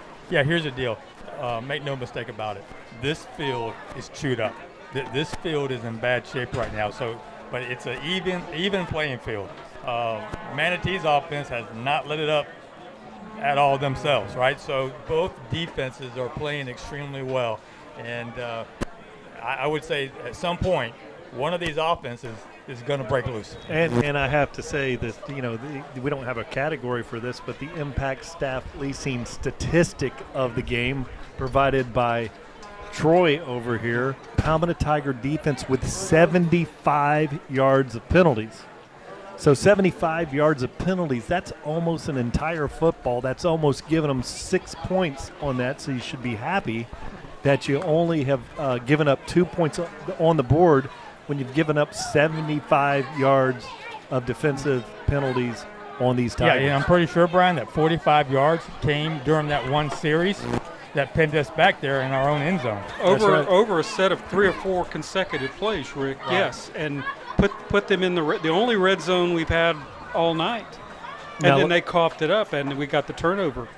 We're winning the turnover battle, believe it or not. Now let's get to the good news here, guys. You know, the glum, and let's get positive on There this we go. one. We've got the kicker, Lafro, is going to kick this one off. We got 2 receivers back there, and the Palmetto Tigers will have the possession here as we open up this second half. And let's see if we can turn that light switch on and see that potentially high-octane offense, you know, get in gear here. So get a kick out of great service from our friends in Ellington, Florida, DeVito's Auto. The good news also, we're only down 2-0. That's right. Any scoring play puts you in the lead at this point, right? That's right. 2-0 in the third inning. Well, Kenny would tell you there's a 1-point safety out there that's available, but that's a very hard reach. There, you got to go to YouTube to find those things. All now. right, They yeah. do happen. But I know you would know that. And here's the kick, and it's a high kick, and it's going to be fielded there away from Jonte Wester. It's a reverse, and running down this side of the field, Manatee in fairly good position. Look at Jonte Wester pulling off that block there, and that's Jaquez on the return, number 22, Jaquez Hughes. Yeah, so a little razzle-dazzle reverse there. Picks up some good yardage, so already you see Palmetto trying to switch it up a little bit and do something to get this team sparked up here. And Look for LaJonte on this block. Jonte has had so many of his kicks returns. He's like, I'm not going to get caught on the block in the back. Look at this. Look at him pull right off there. of that. Good job. Smart. And they say that talking to coaches, the player Jaquez Hughes is a dynamic returner. He showed some juice on that return. Palmetto Tigers have the ball on the 31-yard line. Maybe our best field position tonight. Start. Let's see a good snap out here. Williams sends Hughes in motion. He takes it, cuts it up the middle, bounces off a pretty big hit in the middle of the field, goes for about 4-yard gains. Great to see Jaquez Hughes in the backfield. It's a good job already. We're seeing an improvement right there from the O-line. If we can get 4 yards to carry. That works. You get a first down every 3 plays. That's Common Core math, I believe. Yes, that works. It works. It's more than 10. And there, now you can throw that one out of there, Xavier. Oh, and he takes the sack over that's there. a late hit, but no call. So that's something that Zay also has to figure out as you're trying to scramble. You're out of the tackle box. Go ahead and just throw that thing. So that kind of negates that great first down play that we had, that good run. Big number 99, Ryan Ives. Couldn't get around him.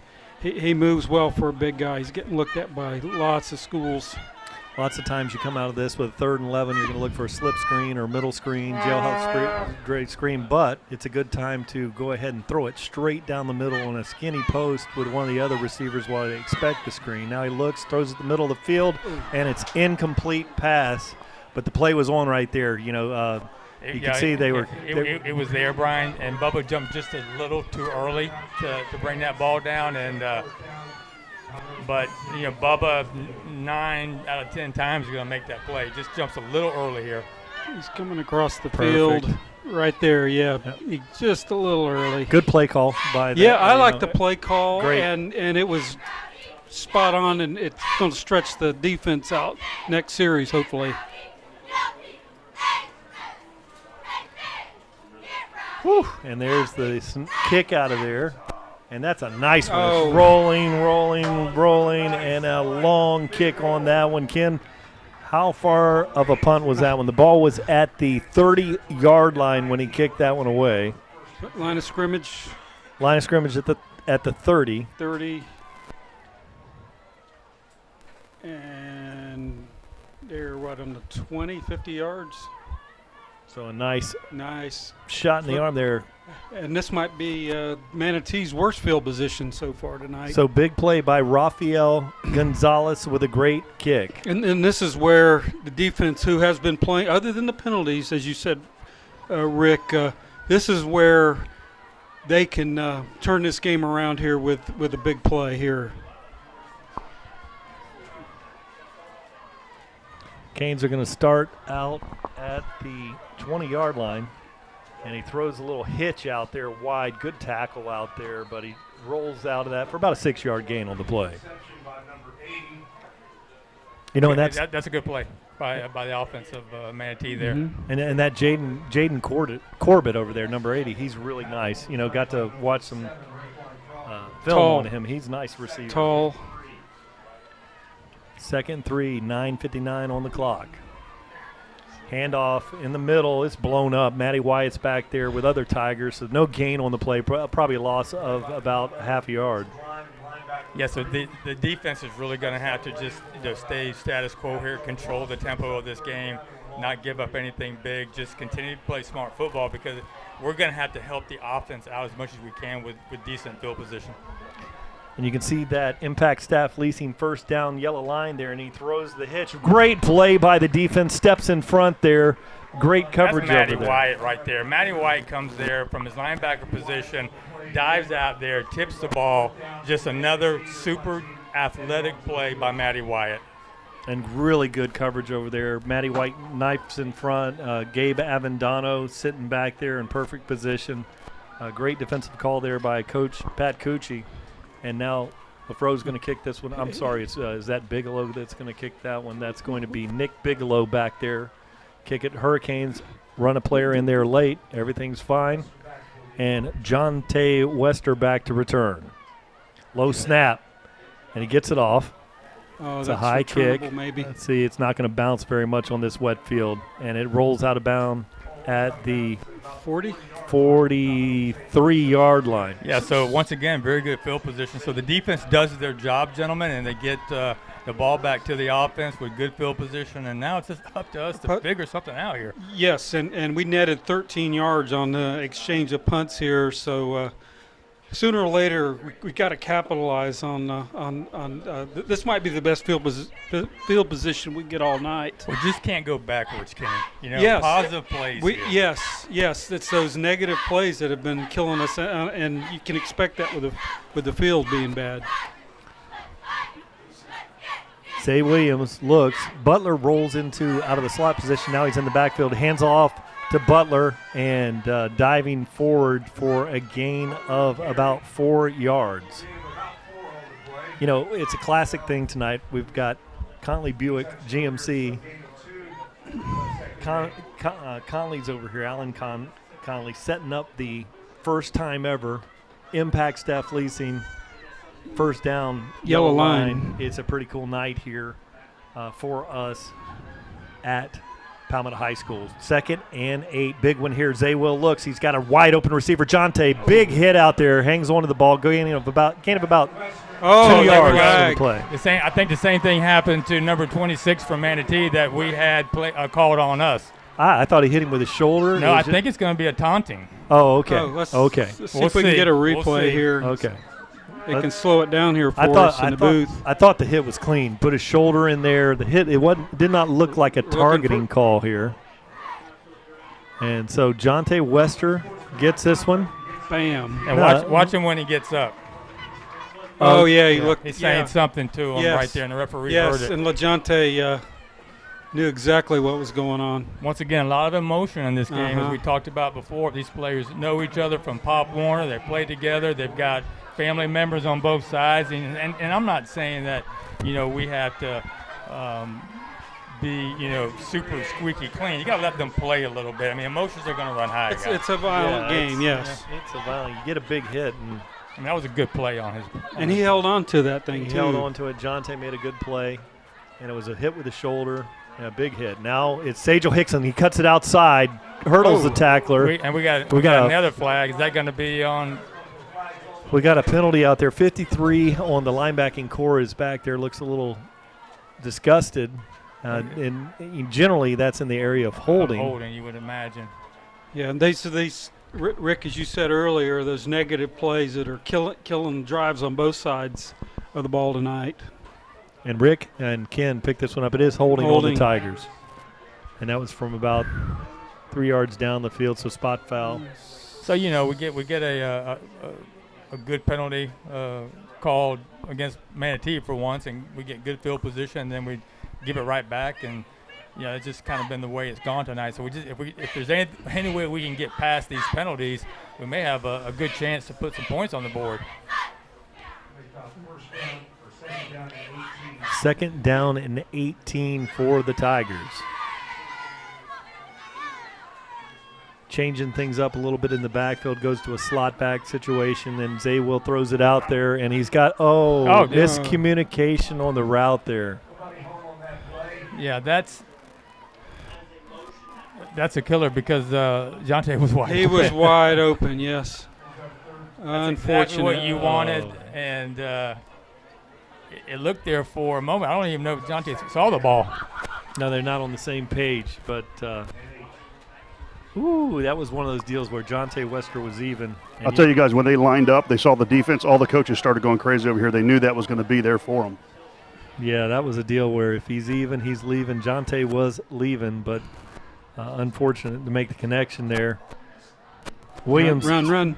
Goes to the left. He's going to be tackled there. No gain on the play, and that brings up a 3rd and long. That's just too easy for Manatee. That's just, something that, we have to pick up, and it's nothing fancy.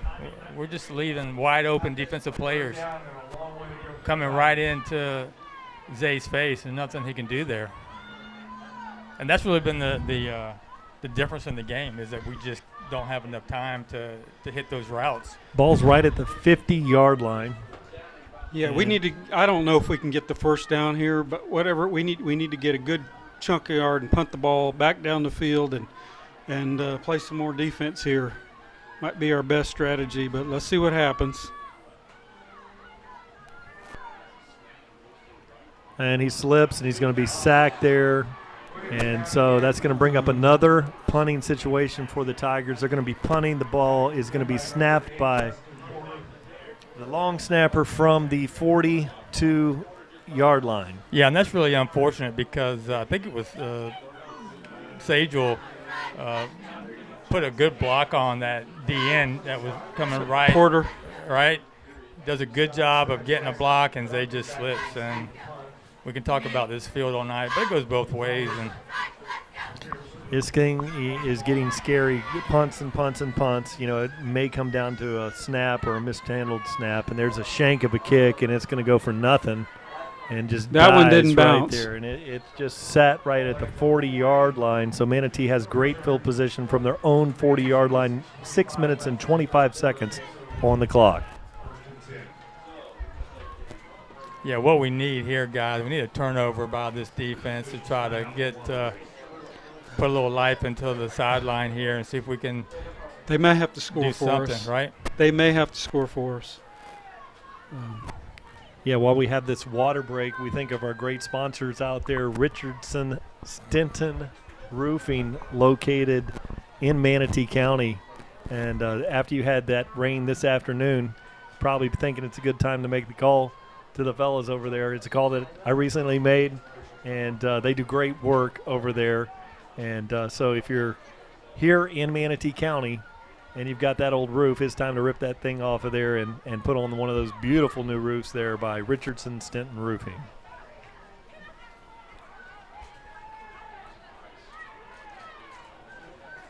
Six minutes, 25 seconds on the clock. Jace Brzezowski's back there in the shotgun, looking. He throws that. He was looking for the hitch and go, nothing there. Ball's out. I think we've got. Do we have a hold on? Side judge here. Is that a hold on Day? I think that may be a hold on Day. The way. Well, they had the hitch and go on, so you could see the quarterback selling the hitch. If anything, it could be defensive holding. A sideline warning on the. All right, so that doesn't negate the play then, right? It's a warning. Yeah, this is the sideline warning crew, as Tom spoke about earlier. Yes. SWC, as we call them, the sideline warning crew here in Palmetto tonight at Harley Stadium. So with 6:03 on the clock, and there's a false start out there. Looked like the receiver started just a little bit early. Let's see. And it's going to be a false start on the Canes. So Manatee's backing up now. Yeah, the 75 yards of defensive penalties that the Tigers have had tonight, I would have to say the totals are getting up there on the offensive unit from Manatee with a penalty situation being pretty offensive. 5:55 on the clock. He looks. Oh, he steps up, and he's going to be blasted there for a loss of about 2 yards on the play. Brings up a Kavion came from the side and hammered him. Yeah, great push up front by the entire D-line. And set that up. Yeah, nowhere for him to run, and puts them in a third and very long. Kavion Williams, Avendano, I believe, was up there. And then we had Kevion. Finished him off. Kevion. Kevion finished him off. Really surprised to see them trying to come out here and throw the ball as much as they have here. So third and long. Spurrier influence. And he looks down, throws the middle of the field. It's going to be picked off by your Tigers. Oh, and come on. Down to the 50-yard line, and that is number 22, Jaquez Hughes. You know, they keep throwing, like you said, Rick, sooner or later with our guys back there, and they're well seasoned and very athletic. They're going to make the play. Maybe this is the play that yeah, great job of concentration on his part to be able to tip that ball up and keep his eyes. Oski there. As we look at that, maybe again in the replay, we're moving fast here, but there was great pressure by the defensive line, threw that one off the back foot. He had a receiver open, but amazing pressure by the defensive line. Data hit it first, I think, and then but the D-line was in the quarterback's face. Oh, yeah, he had no forced chance. him to throw it high. Oh, there's your hitch and go down the sideline for Curtis Thomas. Oh, CT Magic unable to come up with that one. I think he got sandwiched there at the last second. He's feeling it too. Yeah, guys, and I don't know really how deep we are as far as wide receivers. If Curtis is hurting, he probably needs to come out, but he's going to try to. Looks like he got it hit in the midsection there. It's one of those that's going to take a while to. You know, with Kobe out, and you already got Dorian in there covering for Kobe. Almost a big play, gentlemen. Yeah, now it's 2nd and 10. And the Tigers, Xavier Williams rolling to his left, throws it out there late. Wide, the interception on the boundary out there. Still going. No, he's tackled out of bounds at the 49-yard line. Iron Jackson on the interception.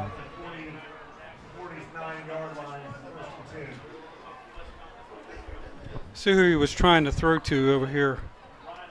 Yeah, good pressure there. Good pressure. I'm not sure who was. Just a little. He was short. A little short. He was behind the defense. That one you should just throw it in the stands. Throw it deep down the field. But you know, I'm not throwing a wet football either. Right.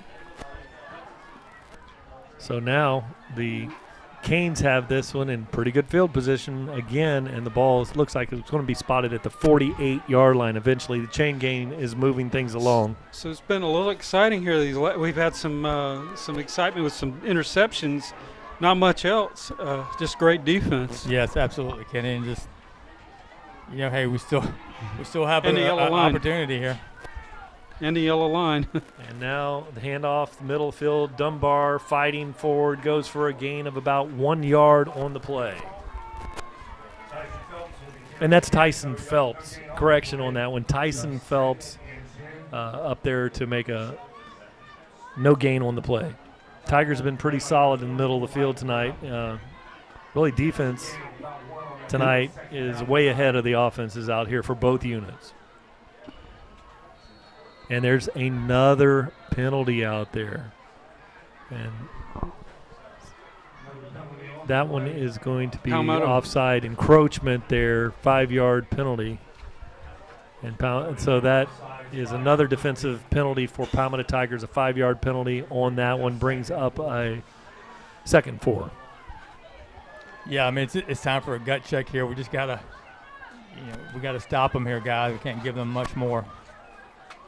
Tyson Phelps in the backfield back there. And he's got it. And he goes forward. Pretty good defense by the Tigers. Only a 2-yard gain on the play. It's going to be a 3rd and about 3. They're making them work for those first downs. Yeah, they really are, Kenny. Very impressed with the defensive front for Palmetto tonight. And, I mean, the defense, you can't ask for anything more from them. Jaleel Duncan over here wide. Palmetto Tigers coming now. They throw the hitch out there, and it's caught, and it's first down, and he's wrestled out of bounds there, but not after the first down play. Out there, number 4 on the play, Jaleel Duncan. Yeah, so a little issue with the coverage on that side, and sometimes, no one picked him up, and it was lucky that the ball was a little low, and he was unable to run much after the catch. But we had a misassignment there. Now a run in the middle. Nice hit there. Wow, what a big hit. Was that Ormsby in there? Who knows? Gabe Avendano coming through there. Like number 6. Was it 61? 61? Okay, yeah. so that's Ormsby that came Miles through there. Ormsby. Yeah, Miles Ormsby with a big play on that. Sure. Yeah, Yeah, Miles right there. Ormsby blows that one up. And here it is. He He's a looks down football for the player. big ball, and he's got a receiver out there overthrown. And it's going to bring up a 3rd and 10. 3:05 on the clock. Hustling in on the play, number 34 for the Tigers is Jordan Renard. He's a nice-looking defensive lineman. Ormsby's able to check off the field. Manatee looking things over. 3rd and 10. 3:05 on the clock here in the third quarter. Palmetto Tigers desperately need a stop. It is on the 32-yard line from here.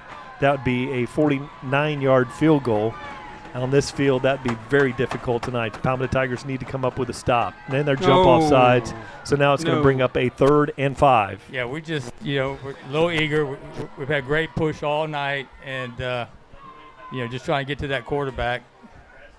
It's just got to watch that ball, guys. Just got to watch it move. It's still going to be tough for them to get the 5, but I'd rather it be 10. Man, the pressure here tonight is intense. Jace Brzezowski is in the shotgun. 2 receivers out here on the Palmetto Tigers bring a little blitz. They run the little hitch play out there. It's caught by Iron Jackson. He's going to go for a first down on the play.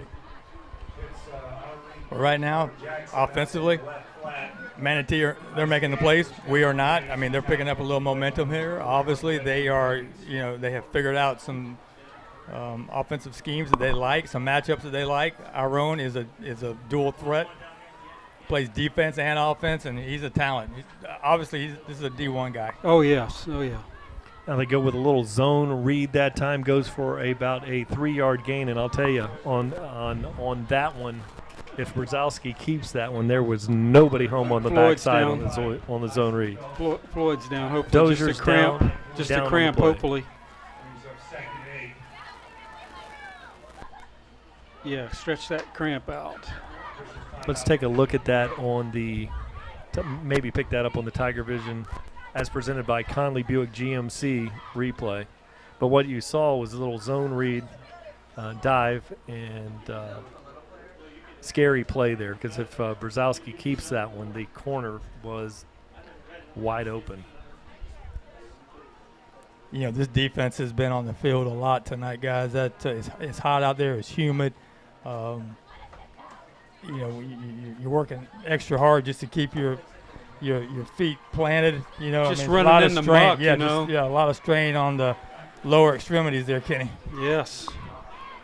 And you look at the field, this down in the red zone down here for both teams in the field goal kicking area is probably the best spots on the field tonight. In the position right here inside between the 10 and the 20, that's about as good as it's going to get out here.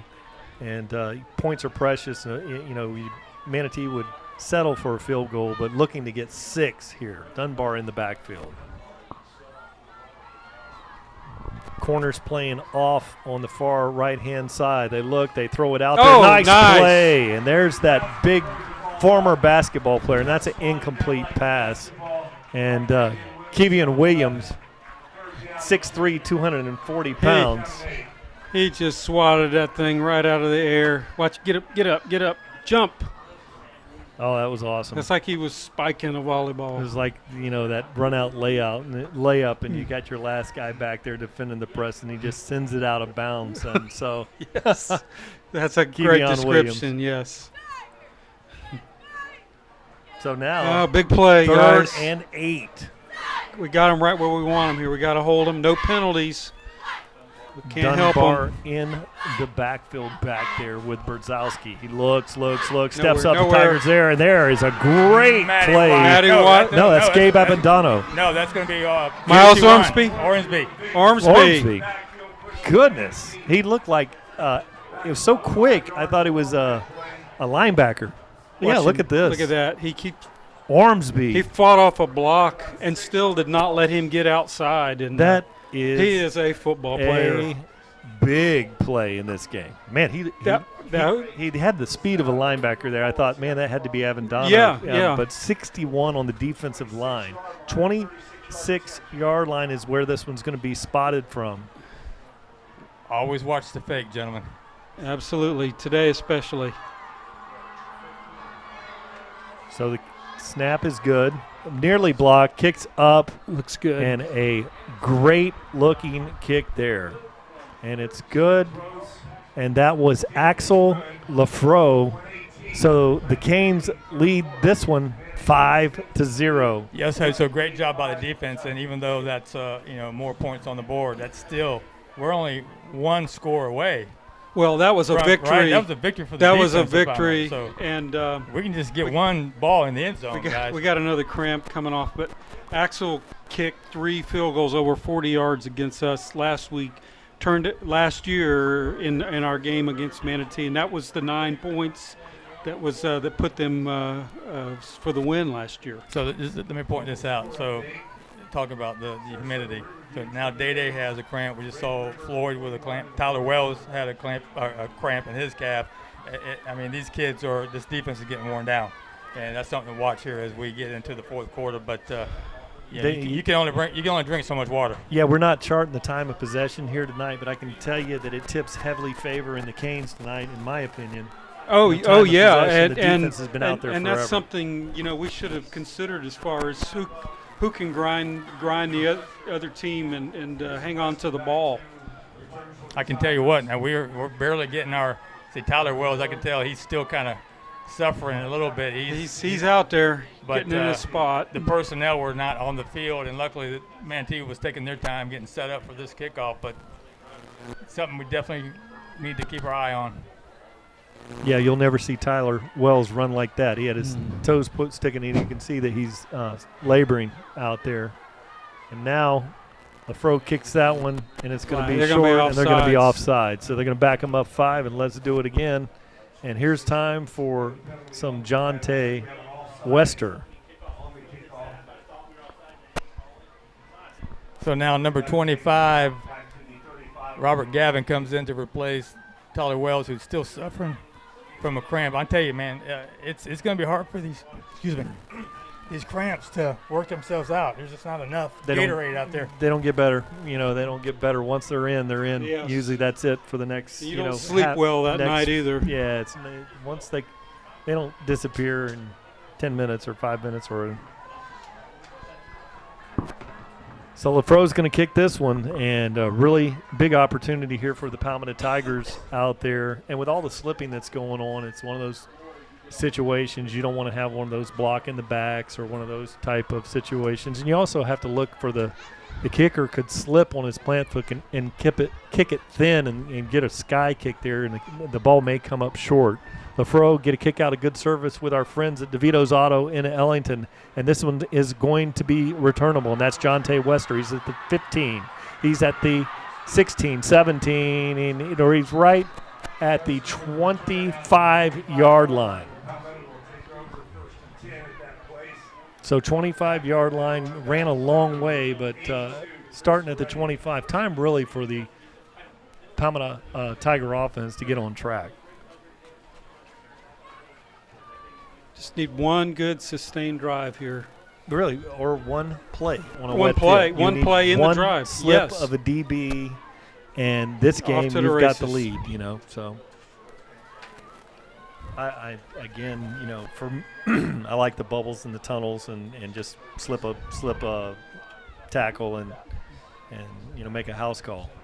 So they run the ball to the middle of the field. There he is, and there's Bubba Butler, and he goes. Oh, there's a late hit. Late hit. Not called. I mean, that's got to call it both ways here, Blue. He came in helmet to helmet. I think maybe because he missed him, but came in, and that's a big first down. Bubba Butler on the play. Great run. Now Williams. Butler in the backfield.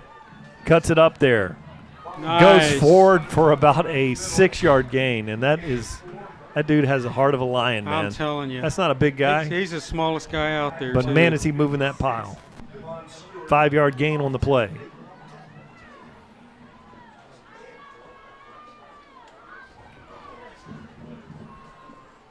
Xavier Williams straight up the middle of the field. First down. Great play by Xavier Williams. And looked like it may have been an option pitch out there to the left, and that froze the defense, and Xavier Williams takes what's there, and 23 seconds left here in the third quarter. Your Palmetto Tigers trail this one by 5. 1st and 10. Oh, that's a first down. They're having a little bit of problem on the markers over there. And there is Sajel Hickson. He pops it, and he's at the 30. And all the way down to the 15-yard line. No face mask call, but he's down at the 15. Great play. Where's this been all night? Hey, My goodness. What? Let me tell you something. Hey, that defense is wearing down as well, Kenny. That defense has been out there just as much as the Palmetto defense, and they're going to start cramping here pretty soon themselves. They have found something to exploit here. And that clock goes to zeros at the end of the third quarter. That was kind of fun here. Troy Bellamy up here is right before that play broke is saying, man, we need to run left. And then Sajel Hickson runs left, and you can see that speed that he has, and really a touchdown saving tackle there. But look at and he held on to it. Hey, they tried to strip it. Great job by Sajel to be able to hold on to that football.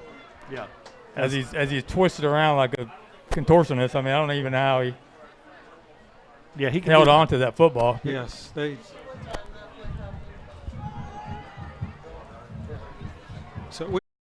Hi, this is Mike McDonald with Conley Buick GMC, and this month we're having our summer clearance sale. We're currently liquidating all of our 2019s to make room for our 2020s. You can save up to $14,000 on this 2019 double cab Sierra half-ton elevation, or you can save up to $8,500 off GMC Terrains and Acadias, or get 0% financing for up to 60 months. Only here at Conley Buick GMC, where we treat you like family, home of the lifetime powertrain warranty. Hi, I'm Shirley Gruber-Bright. I'm the mayor of the city of Palmetto, and I'm proud to be a Tiger Vision fan and join us, one town, one team in Palmetto. Hey guys, Chris Conley here from Conley Buick GMC. Hang on for the fourth quarter, and remember, go Tigers.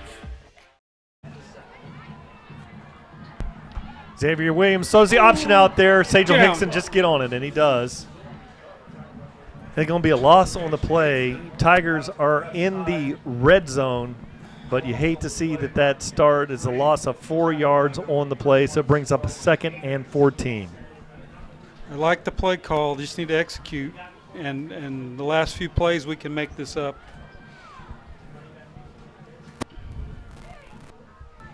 Yeah, it looked like Xavier Williams was trying to chest pass like you'd have in basketball, and that thing's oblong, and it came out of there awkward. Yeah, loss of 4 on the play. Xavier Williams, look, he's got a wide open receiver. There's a flag down. Oh, my goodness. He probably jumped. Manatee's pointing in our direction. Yeah, I would think that was a false start on the Tigers. So false start on the Tigers, going to back them up another 5 yards. But really down here at this point, some of the passing lanes start to open up a little bit as you take a penalty. They never want to take a penalty. But here we are, 11:16 on the clock. Man. 4-down territory here. Guys, I mean, this is critical as far as a gut check. I mean, we've they got have to get something out of this. You have to suck it up right here. You have to concentrate. We cannot afford these penalties when we are in the red zone, and we have to score a touchdown to take the lead in this ball game with 11:02 left in the fourth quarter. Shaim Williams is out here wide along with Curtis Thomas. And he's got him on the slant, wide open. Come on. And he missed him right down the middle of the field. You'll never have He was a more too open wide receiver. open. He was too wide open. Oh, my goodness. The safeties were baked, and it was over. There. Yeah, he was. Sajal Look at Hickson. that. Oh. Perfect play call. Yes. And incomplete pass. Big third down here. Wow. Wow. So another. Run it again. Yeah. Really, at this point, you've got the first down marker out there, and you hate to settle for a field goal, but a field goal would be big in this situation. There's a lot of time on the clock. Very hard to move the ball on offense. 10 minutes and 48. And so now Manatee had to burn a timeout out there because we had two for one out there on that formation. You had one cover corner and nobody on the slot receiver. So they had to burn a timeout there with 10 minutes and 49 seconds on the clock. That might come back and bite them here at the end. We'll have to wait and see. So we opened up the game here with those runs late in the third. It'll be interesting to see what Coach Ty dials up here on this big play. Man, it's a lot more fun to be a football fan for me. Some of us out there like close games. Not me. I like to be there with the home colors and 5-0 in the fourth inning. Relaxing in the third and fourth quarter. And if you look, here's the look down there, and there's a false start again on the Tigers. Going to back us up another 5 yards. Yeah, see, and this, we're just, this is all self-inflicted, guys. We just can't keep doing the same thing time and time again. We have to focus. Everybody's tired on both sides of the ball here. We just, these are things that just kill a drive, and this is not a night where you're going to pick up big yards against this Manatee defense. They're just too strong, and the field conditions won't allow it. And you've taken yourself, it's at the 28-yard line, you've effectively taken yourself out of field goal range. And that's critical in this game. You're only down 5 there, and kind of a soft-looking three-man front from the defense. He looks, throws it out there. Oh, he's got the slant, get to the ball. And that is going to be – we got roughing the pass.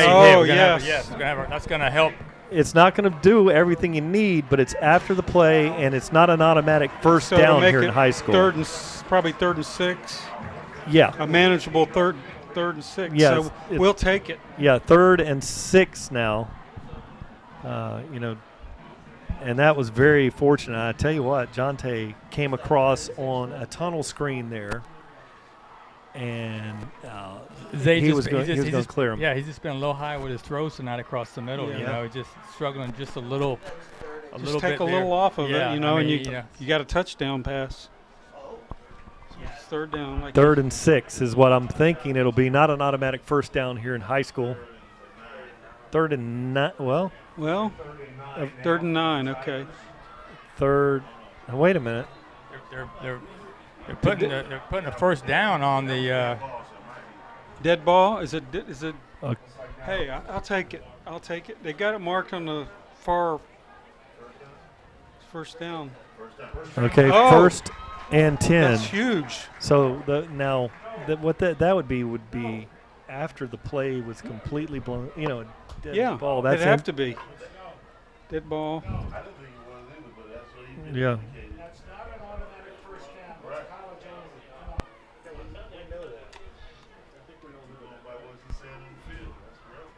I think we know it. They know it down there. Yeah, we know it's not. We know. I think they're talking about it now. It's not an automatic first down in high school. And they're probably going to change this here. They're going to change it. No, he's saying first down. Look at him. The only way they could say that, the whistle had already blown, which would have been after the flight of the ball, and everything was stopped, and then the guy hit him. I didn't see it happening like that, but a very fortuitous break for the Palmetto Tigers there. Sajal Hickson goes for about a 3-yard gain.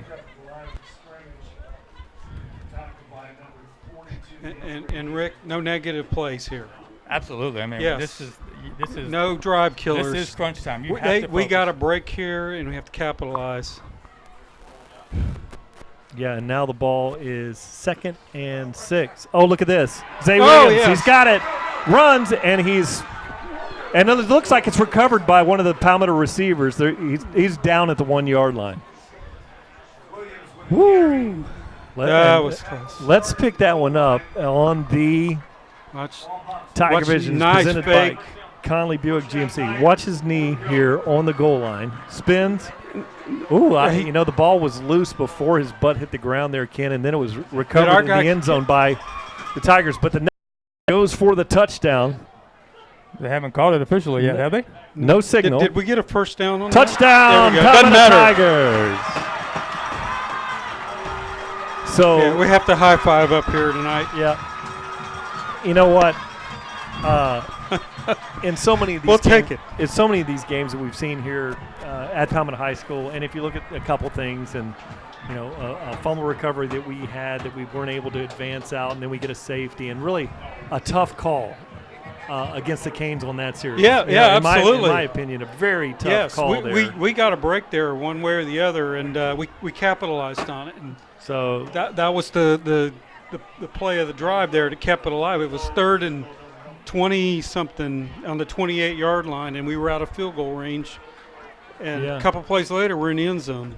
So now Rafael Gonzalez is coming off the field. Tigers are going to go for 2. You should go for 2 according to Dick Vermeil's 2-point conversion here, and they are doing that. And Ken Burton Jr., of course, you would know. I looked it up. Williams rolls, fires it out there. It's picked off. Watch out. You better get him. And a tackle there, and so no more damage done. So here in the bottom of the 9th inning, it's 6-5. No, it's 6-5. Bottom of the 4th. I know, it looks like a baseball score, though, doesn't it, guys? It's a 4th inning, though. We can only have 4 innings in these games. But, yes, it's the bottom of the bottom here. Okay, Ken, I tried to make a joke. You did. Know? It was I liked it. All right. Let's watch this. He's looking looking there. And sets up. Oh, my goodness. And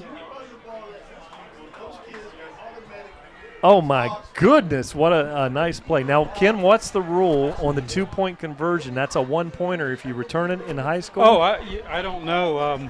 I'm sure it's something. I know you can return them in college, right? Yeah, it's definitely a point in college. It has happened. And if we had an official up here in the box, which I don't think we have anybody up here in the box. The scorekeeper. You could ask him. Yeah, so on that,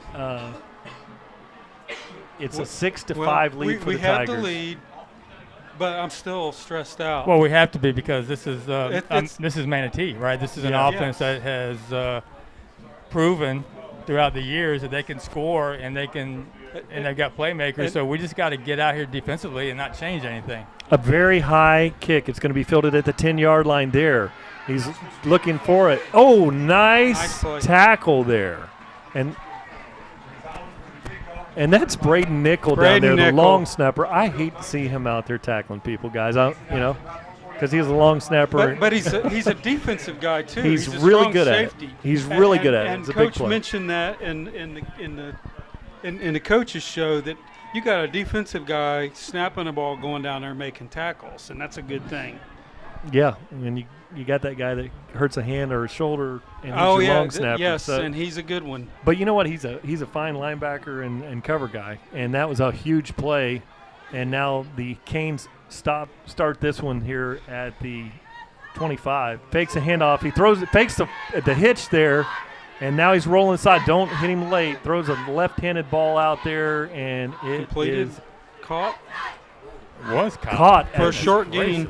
Yeah, for a gain of about 7 on the play. Holy cow! Did you that was a heck of a catch. Kivion sky high in the air and make him go out to the outside.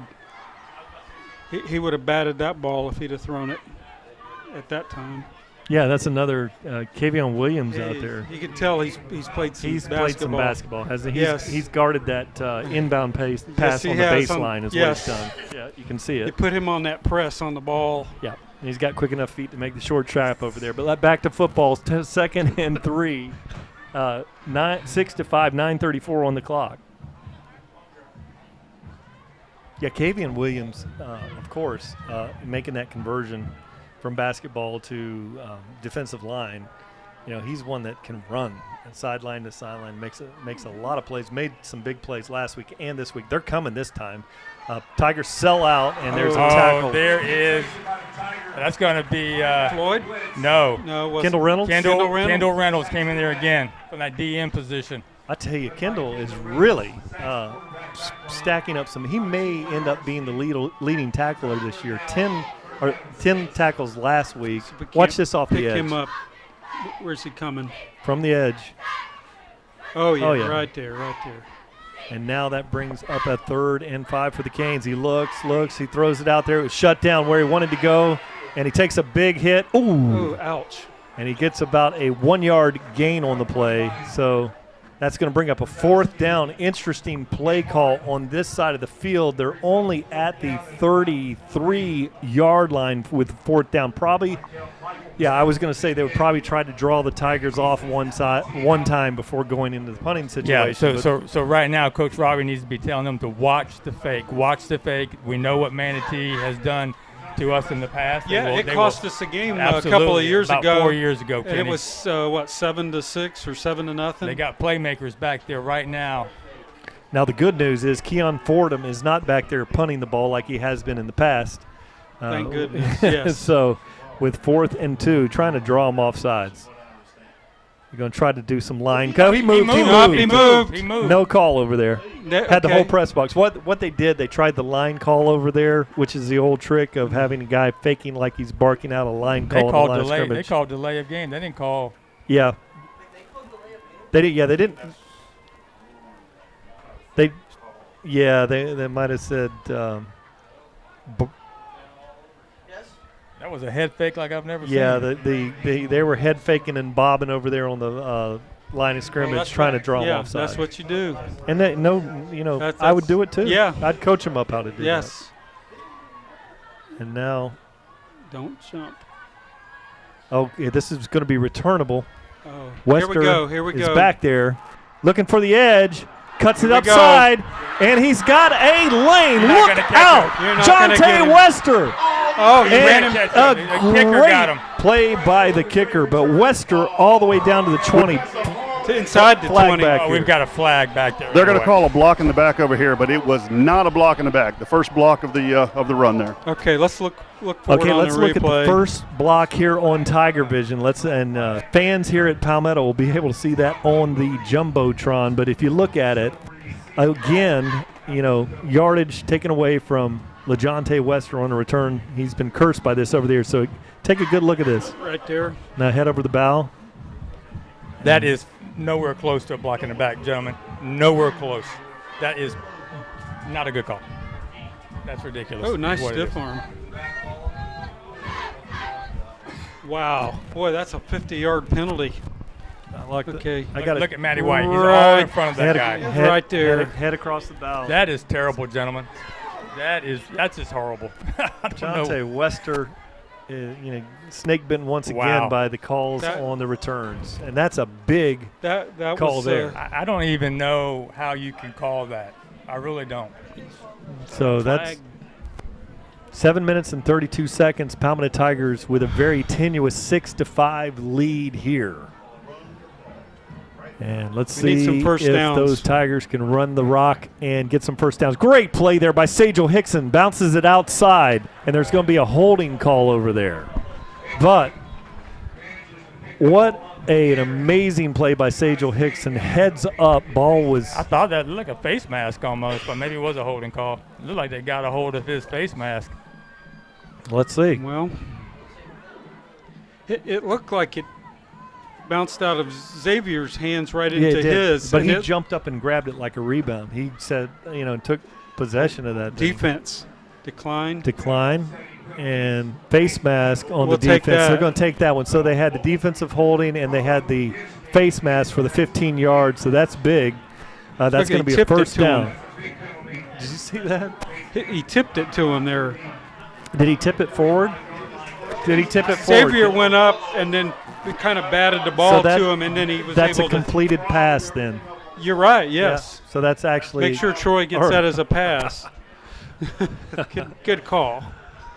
Well, I guess maybe he'd have to be touched it forward. Actually, what you are know, we if it was doing here? intentional, it'd be illegal bat. They're sorting this one out. There was 2 penalties on the play. The biggest penalty was this. Oh, is the hold is on the Holding. offense. Okay, so holding on the offense.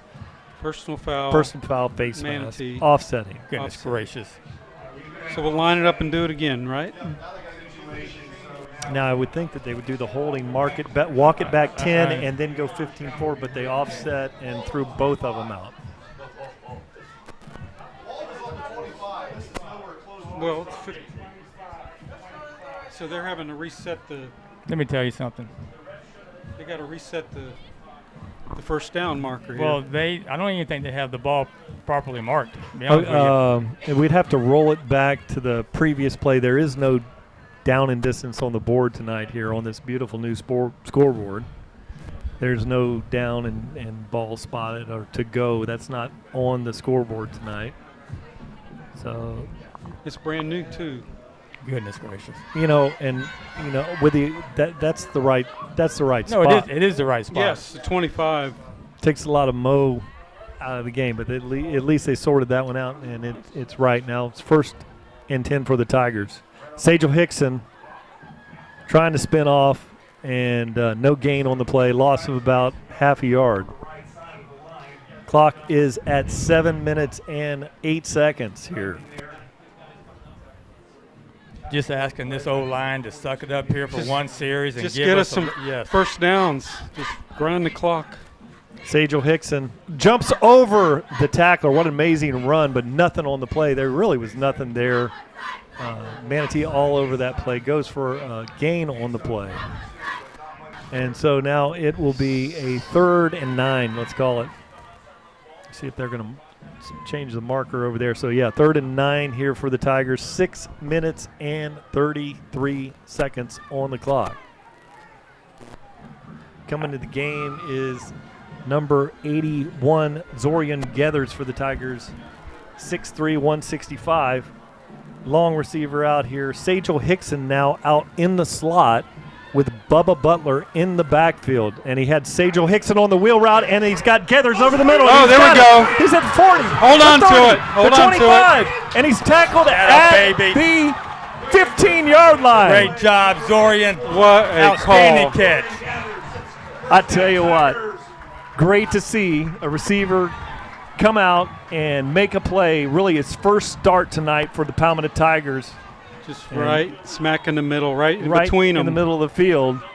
And then Iron Jackson with a hustle play, hustling down there and trying to strip it there too. Tried to- Almost got him.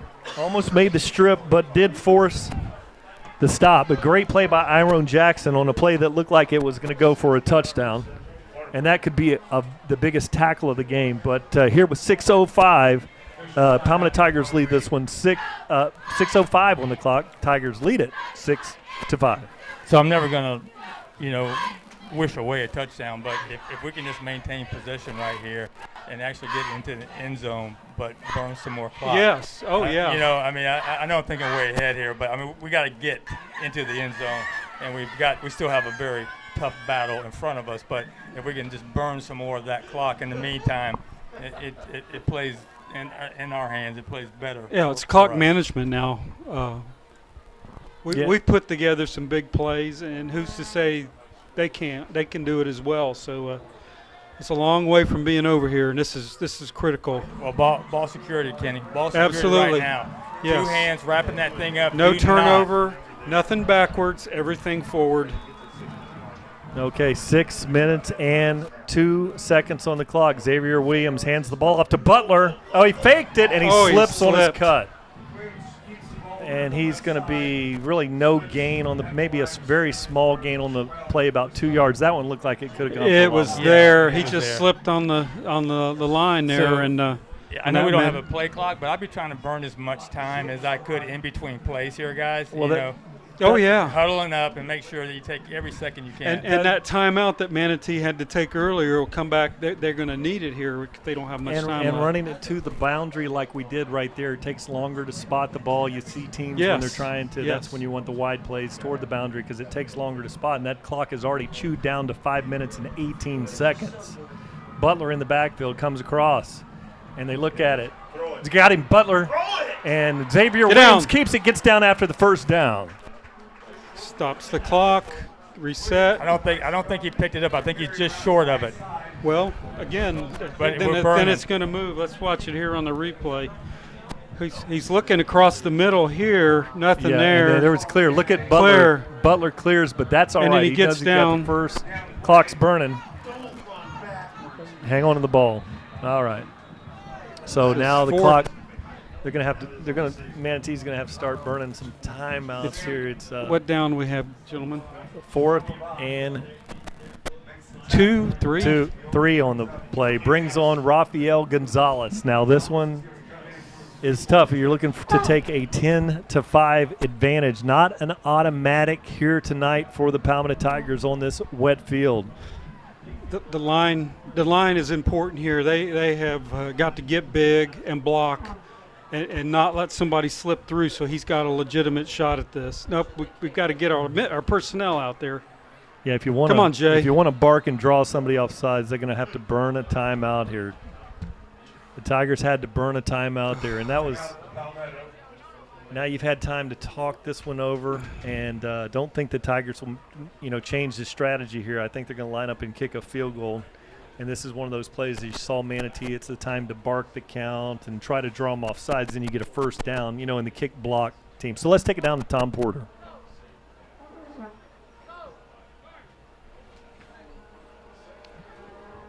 Tom, are you too involved in the intensity of the game to pick up on this? Trying to go down to our sideline reporter, Tom Porter, during this break. Trying to come to my microphone's acting up a little bit, so. Gotcha. We got you, Tom. I'm sorry, I didn't hear what your question was, Brian. Okay, we got you. We'll pick you up after the field goal here. So it's lining up. Braden Nickel with a very important snap back to Xavier Williams. Rafael Gonzalez. Snaps good, holds good, kicks up, and it is good. Encroachment on Manatee. There's your first down. Encroachment, Manatee, yes. We heard the whistle. Yeah, I say we burn some more clock. Burn some more clock. Burn some more clock here and try to get in the end zone. I like how you're thinking, Rick. So I really like how you're thinking. Encroachment on the offense there. Defense. Yes, on the defense. Yes, on the defense. Yes, another critical. Another we critical. I wonder if they were barking out there, and trying to fool them, or did they just line up offside? Usually it's the defense yelling to get in the kickers and the holders' head. But they're yelling and screaming everything you don't ever want to hear at you. But coming out of a timeout, something you had to talk about.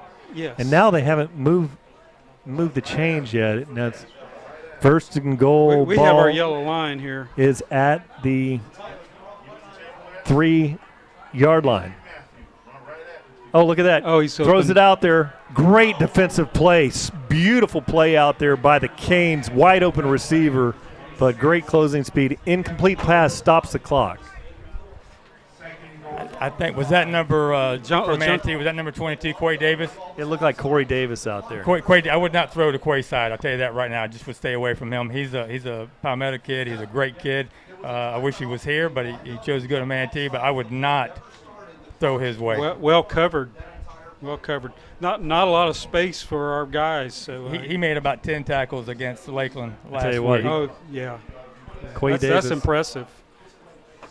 So now we have 3 minutes and 29 seconds on the clock. Palmetto Tigers going to run this one. Sagel Hicks. Ball's up. No. Oh, and it's recovered by Butler.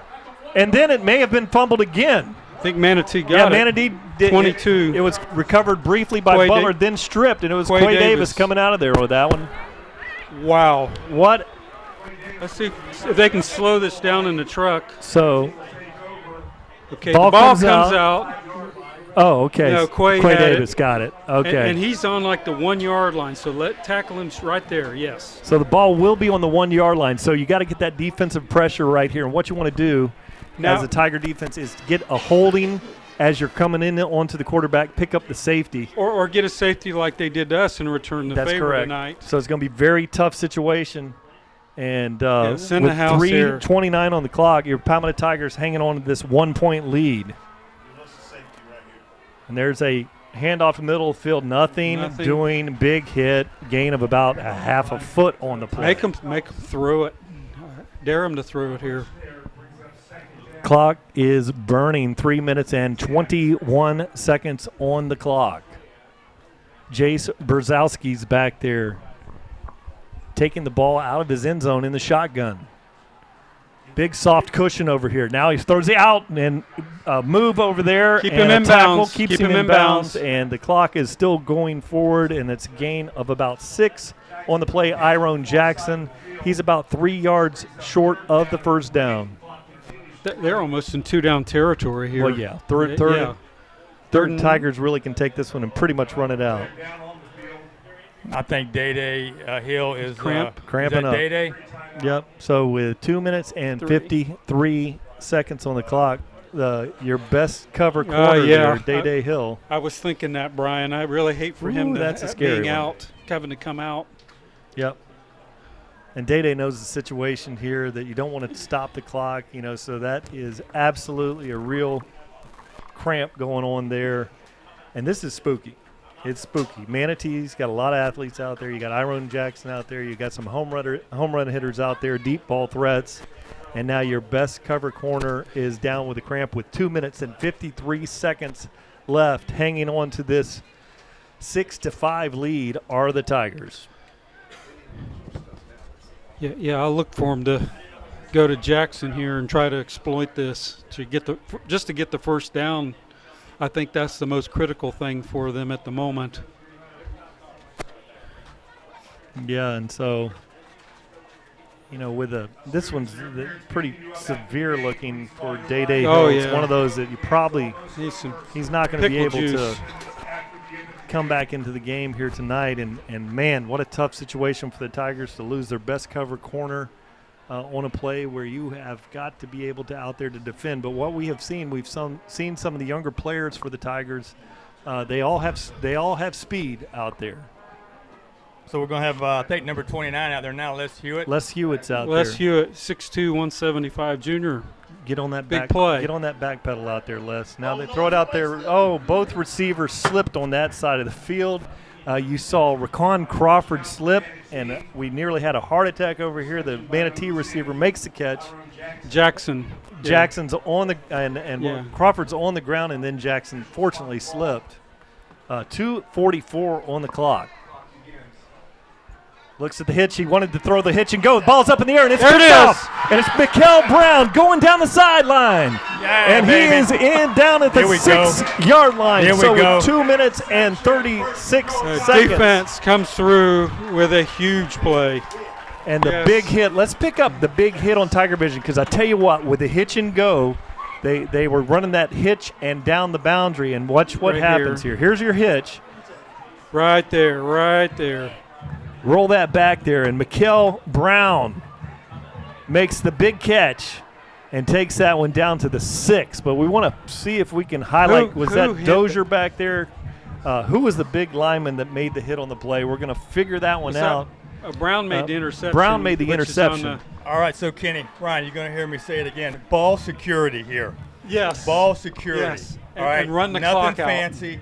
2 hands on the ball. Let's get this thing out of here and go home. Straight ahead, dive. All right, Manatee, timeout situation for Manatee. Here's Butler in the backfield. Oh, yeah. He's got 6 there we go. For Bubba Butler. There we go. And Dravian Butler creases them.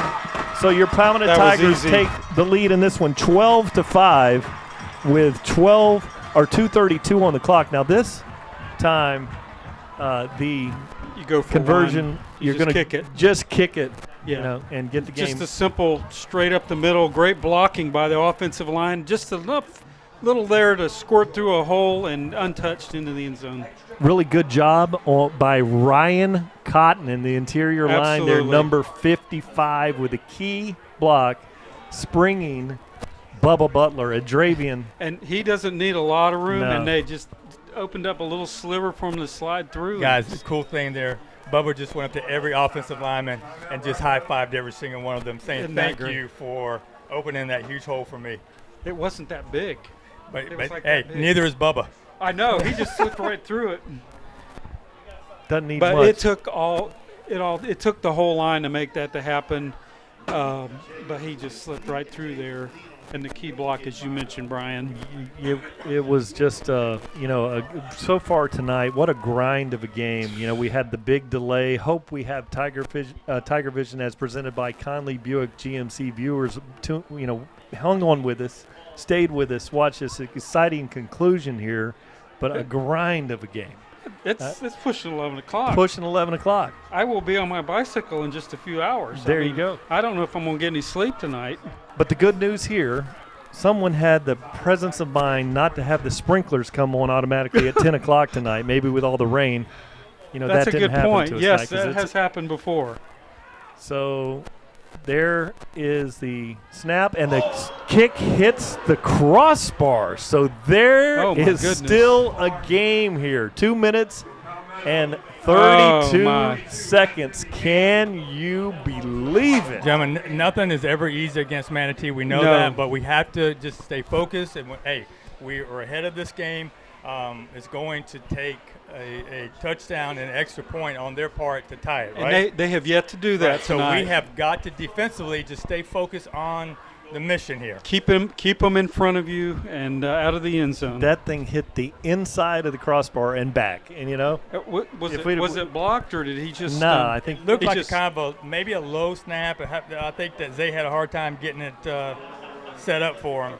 Or just slipped on the plant foot, possibly. Goodness gracious! Only a 7-point lead for these Palmetto Tigers.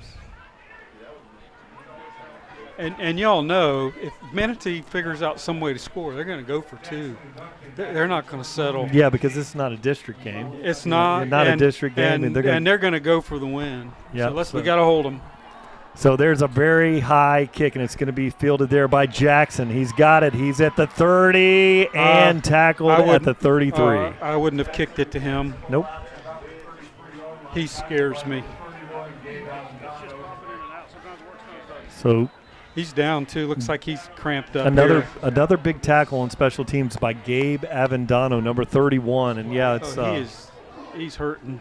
It's close to 11 o'clock on the watch tonight, but it's cramp 30 here at Harley Stadium. Players are cramping up all over the place. There's Avendano. Yeah, somebody got him low there, probably just enough to get that calf muscle. Just to get that toe pointed. Yes, and once you're you right. Point that toe. That is the worst feeling, especially when you're sleeping, right? Uh-huh.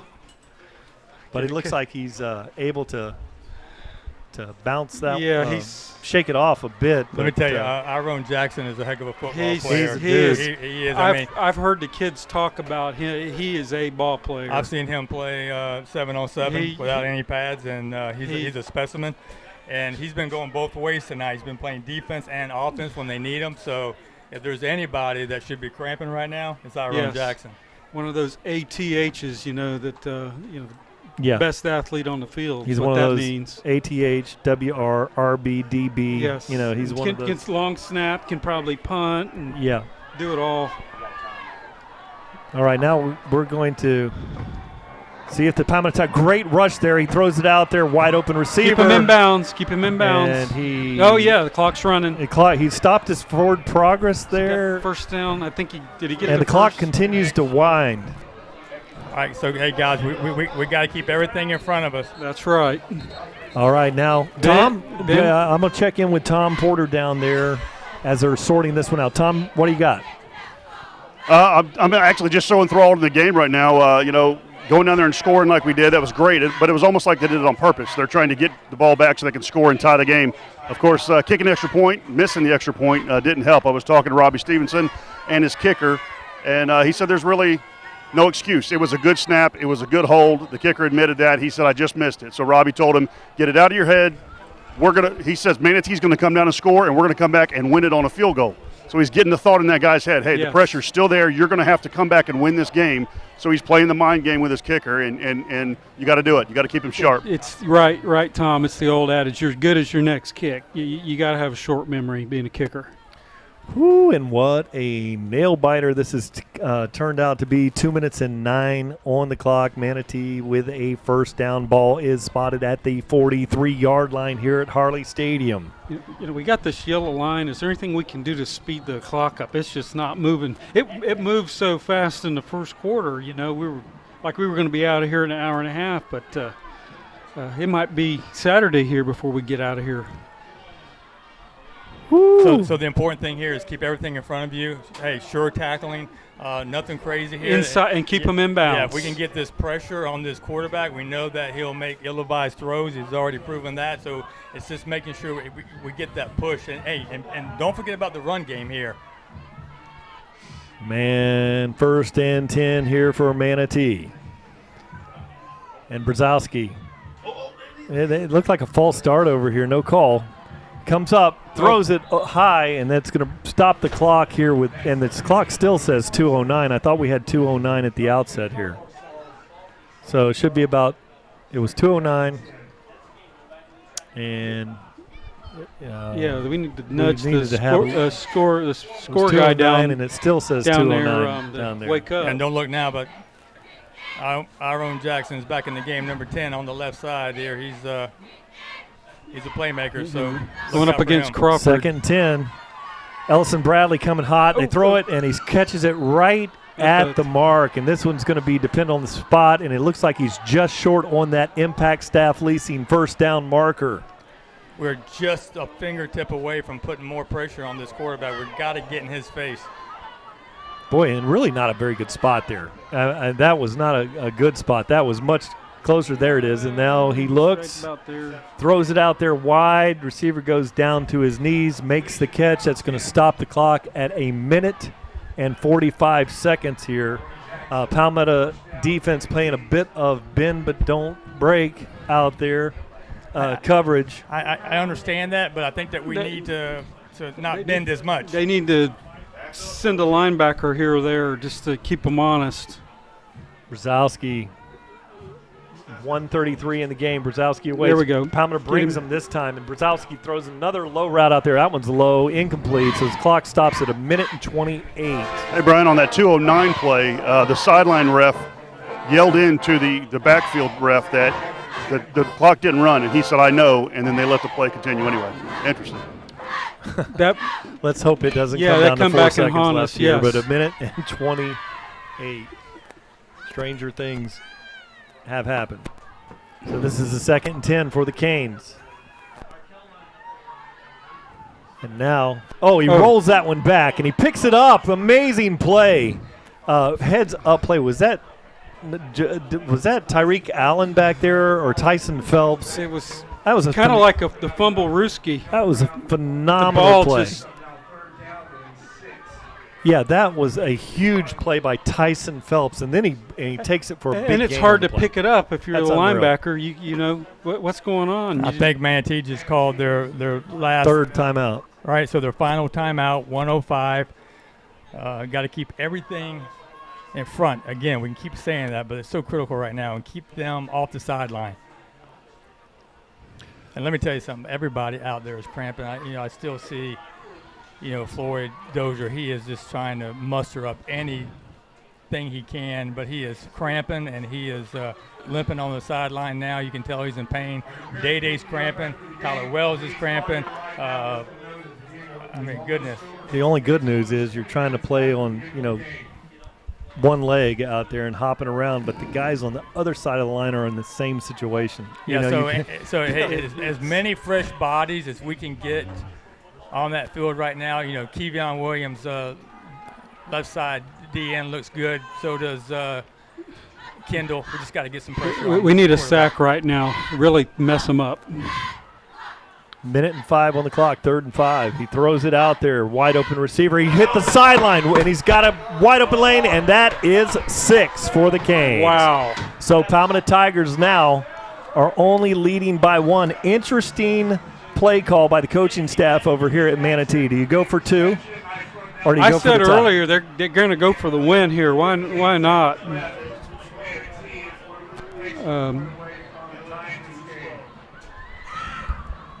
Let's see what they do.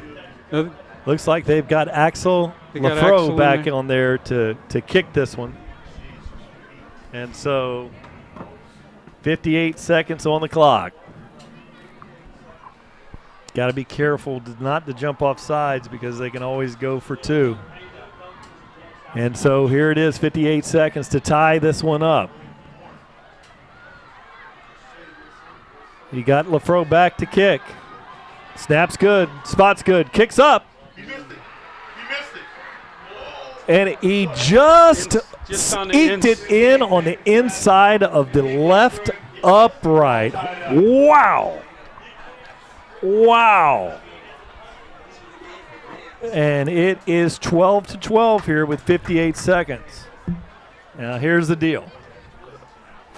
Let's set it up. LeJontay Wester. It's time. You don't have to take it to the house. Just take it to field goal position here. 58 seconds on the clock. I'd rather take it to the house. These field goals are crazy. Oh, my goodness. What an amazing game. You know, it's a snoozer for about 3.5 quarters. And then it gets crazy. It kind of got a little exciting after that. We had a little lightning early during the rain delay. But it has been an electric last 6 minutes of this game. And the typical Manatee Palmetto game that we have seen over the years, except without the scoring, the high-scoring game. We've had the scoring here in the last few minutes, but not a 38-35. No, but I'll tell you right now, because Manatee has nothing to lose, I wouldn't be surprised they try onside. Why not? Yeah, I like that. Yeah, here, we dare you. And I would be very aware of that. You know, Palmetto likes to have a lot of people back there in coverage and not very many across the line because of our great return game. We got our 5. We're playing regular 5-2. Yep. 2-2. I think we're missing some on the front line, aren't we? No, we should have 5, 7. No, there's 11 out there. Okay, there is. But thanks, Tom. Hey, everybody on that front line has got to be ready. Aware of what may be coming their way. So you got Nichols out there, you got Avendino. He's a well-coached kicker, so yes. No reason not to try it, right, guys? Mm-hmm. So get a kick out of great coverage with our friends at DeVito's Auto in Ellington. Out of great coverage returns. Here's a kick. It's a squib kick, and it's going to go and picked up. And that's Jaquez, and he's trying to find a crease out there, nowhere to go. And he's tackled at the 27-yard line, 51 seconds left on the clock for the Tigers. What do you think he needs to get to 35 yards for a field goal maybe tonight? He's got the I'm thinking what would be a safe field goal? That means getting to the 18-yard line or so. So they need to get quite a ways down the field here. I don't know what our timeout situation is. I think we have 2 timeouts left, if I'm not mistaken. Manatee is They're all out. Palmetto with 1. Palmetto 1. Yep. Manatee, yeah, that's right. I'm sorry, Rick. I didn't mean to step over you there. Williams throws it out there to Butler on the corner, and he's going to be out of bounds after a short completion. Gain of about 3 yards stops the clock. That's not good. But 47 seconds on the clock.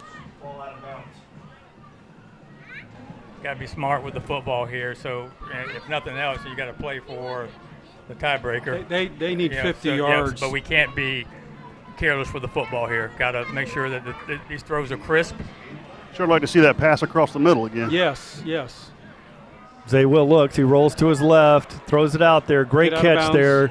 And no, we didn't catch he it. dropped the ball there. So that brings up a 3rd down with 41 seconds. Guys,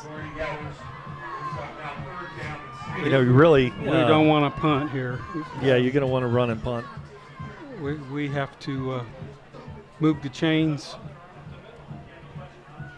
So 41 seconds, 12-12, Palmetto Tigers, 3rd and 6. So now we have number 81 out here wide, which is Zorian Gethers. And on the other side, we have Butler Thomas. And here it is. Xavier throws it way out, middle of the field. Oh, my goodness. What a dangerous throw late and across middle of the field. 35 seconds on the clock. Now the Palmetto Tigers have to punt this one away. Now, here is where you've seen the Manatee special team units get very close to blocking punts tonight. And you've got a two dangerous returners back there. And you've got Keon Jackson. He almost would have been better to just fall down and keep the clock going and take even a sack. Yes. And run the clock out. Yes. Sajel Hickson. That's what I was saying. Run the ball on 3rd. We only had 10 men on the field here, guys. They had to call a timeout. Well, I mean that's all right. Yeah. Well, it's because we had one left. We got to get a good punt off here. We got to have good coverage, and we got to, step up one more time and try to shut them down and even get to the tiebreaker because Manatee has pulled off a. Well, now they know they can score. Yeah, I mean, we just, this is what's happened, though, and this is what happens. But we've got, Day, we got key players out with cramps, right? So that was Day's side that pass was completed on for the touchdown. So you got new players coming in trying to figure out what's going on, the speed of the game, and, hey, it happens. I mean, I would call my play over there. I mean, that's what you do, and just don't let it happen next time. Jill Duncan's back there to return this one, along with Iron Jackson. He gets it off. They're setting up a return here. The ball turns over, and the ball's muffed initially. Palmetto Tigers closing. Great tackle. And he's Braden Nichols once again. Braden Nichols, long snapper. 26 seconds on the clock here, guys. Ball's going to be spotted at the 35 or 30. Let's see. 30. Looks like the 35. Let's see where they spot it. 33, basically. They're going to need 34. about 40-something yards to get a decent shot at a field goal. And LaFro, I'm saying to get to the 25. Yeah, and they're going to need to get to the 25-yard line. So Day Hill's back. We're calling Crawford on the other side. Look at this. And there's a. You're just going to run it out? That was odd. It was like it was in slow motion. Okay, play wasn't set and it was snapped before the play was set. So we know what they're going to do. 23 seconds on the clock. Hand it off. Hand it off. Tackled. Clock will continue to run. They can't stop it. And they're not in a hurry. So you'd want to defend one play. You want to watch. Hey, we got to get on the line here. You got to watch. Defend against a hook and ladder type play, something like that. Keep them in front of you, and it's a run and a good tackle. Ball's out. Palmetto Tigers have it, and there's 6 seconds on the clock. Palmetto Tigers have the ball on the 45. So a big hit there. So there's one shot. The ball's at the 45-yard line. You got Hail Mary, and there's time on the clock to make. You got one shot. You got one shot. And from that spot on the field, if you get an interference call, that would take it to the 35, and then you would have a 49. Yeah, we'd take it to the. Is it 10 or 15? 15 from the 45. So that's a 30. It'd be 47-yard field goal. Right. Possible, but very difficult tonight. So if you get a pass interference call or something like that on a long toss down the field. Oh, look at this. Uncovered receiver down here. Sleeper play left. Oh, Check it out. They got him. If it hit him. He doesn't see him. Oh, my goodness. Now he throws the long ball down to the right, and it's tipped up, and it's caught. Intercepted. Manatee's got the ball. Tackle him. Get on the sideline. Okay. Woo. Oh, and with goodness. zeros on the clock. Interception. And that was a great play by Josh, by Michael Oliver back there. He's a quarterback wide receiver and had a nice return, about 50-yard return. And so at the end of the regulation here, it's 12-12. And you were right, Brian. They had missed the wide Sleeper. receiver. Yeah, it was there. What? Xavier didn't see him or didn't know it was on. We had the wide receiver on the very far boundary, nearest sideline, wide open on the old sleeper play. If we can rewind it, we can point him out. On Tiger Vision, as presented by Conley Buick GMC, on the boundary, receiver over here. We had a flood formation over to the right side of the field. All the defensive coverage was over there. Absolutely no one covering our receiver over here on the sideline. I think it might have been Curtis Thomas. Yeah. It was just right along the sideline. So we'll get a chance to look at that, when we go back to YouTube. When we're back there signing up for Palmetto Boosters later on tonight, we'll get a chance to look and see the last. Here there he is, right here. there. And he's uncovered. Just running down the field, and Xavier didn't see him. He got totally lost in the coverage. Everything was out there. See what happened to this ball. Right. See, it bounces, yep. and, our guy could have almost caught that. And that's the return there by number 2 on the play. Actually, it's number 12 on the play, Michael Oliver. Back there.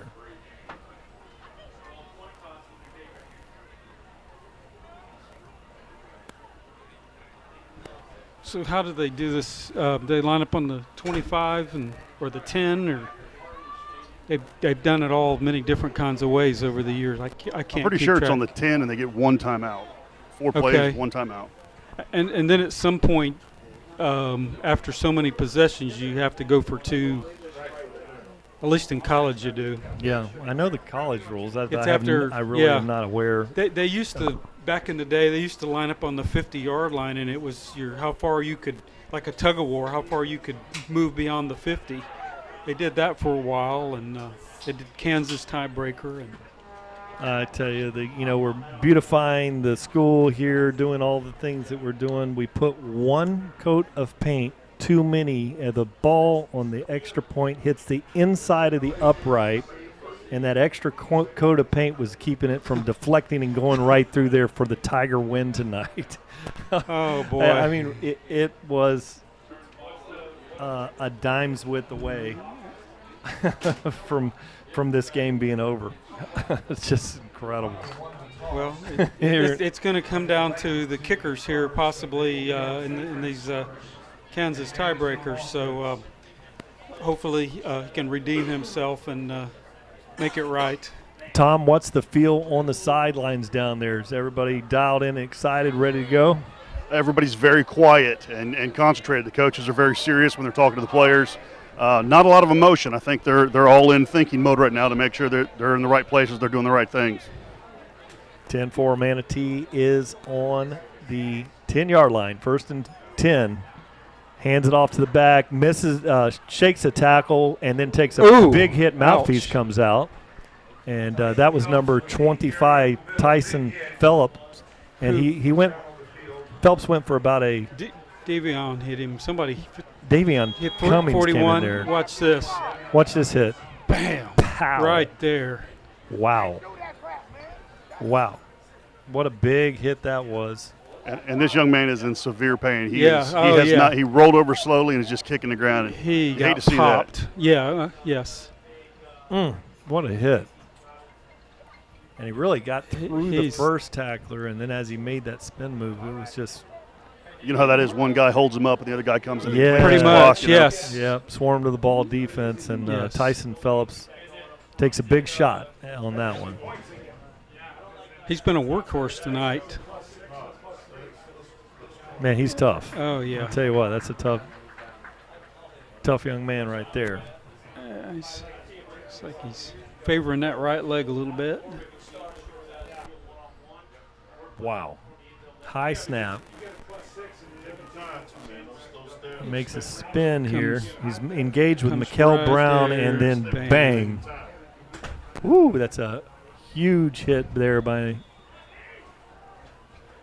number 41, which is Davion Cummings. 5'7", 160 with a lot of punch there. There's a hand, fake the hand up yes. down, and there's your baby Kevion Williams, 6'3", 240, and he's had 3 deflections in the game tonight, and that none bigger than that one. 3rd down. So a big stop here is going to really put the pressure on them. They would have to try a field goal. Need a big stop here. Nothing's a guarantee in the kicking game tonight. So that's true. Got Jabari Dunbar, former Palmetto Tiger, in the backfield back there with Jace Brzezowski. He's tackled. Nice. Great hit. Who was there? Is that Rue? Who's that? Trying to pick up the number. Mikael Brown. Who do we got here? And it's going to set them back for a little bit longer field goal. That is Jordan number Renard, 34, the right? Freshman. Now we've been excited about him because he's 6'5", 250, coming from my alma mater, Lincoln, over there. And man, that's a big freshman right there. So kicking this field goal, Brian, nothing's guaranteed tonight, and that sack here, we'll see if it makes a difference on this kick. LaFro with a very important kick, and Bigelow with a hold on this one. It is a good snap. Oh, it had a little shaky on the hold, but it hits it. It goes off to the left. Look at that thing shake. Right. Check this one out on the Jumbo, and check this one out on the Tiger Vision. It's presented by Conley Buick GMC Replay. Yeah, there was a slow motion delay, but watch the upright.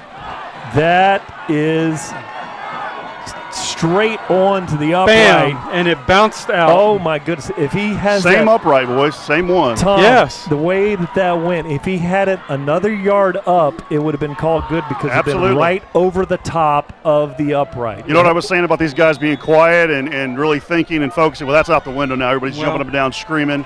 What a great turn of events. Just put it in the box. Crazy. This is high school football right here, guys. We got to put it in the box, Rick. We're not kicking a field goal. We got to get it done right now. We don't want to kick. We just got to Good finish snaps. this. Good snaps. Good snap. Hey. Nothing backwards. Nothing that's backwards. Butler in the backfield. Bubba takes it, running, cuts it inside, takes a big hit, shakes off of that. So good it's a little nice run. gain Nice on little the run play. there.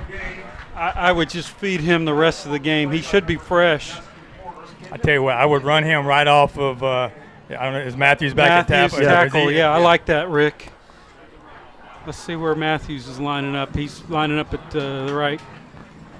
Matthews is out there, right tackle. Let me get right that tackle. off of there. There we go. Finish him. There we go. Oh, Bubba. Lunge One yard line right there, fellas. Hold on to it. Hold on to it. What do we say, Kenny? Tom, you've been ball saying security, ball baby. security. This Yes, is important. Tom Porter, you're going to give us the cone cam right here. I want you to straddle that goal line, and I want you to talk to us with us. We're going to watch the play. I'm going to talk us through that, and then you're going to bring it home for us. Timeout, Manatee, final timeout in this one. Palmetto Tigers driving, and it is going to be 3rd and goal from the 1 yard line. Okay.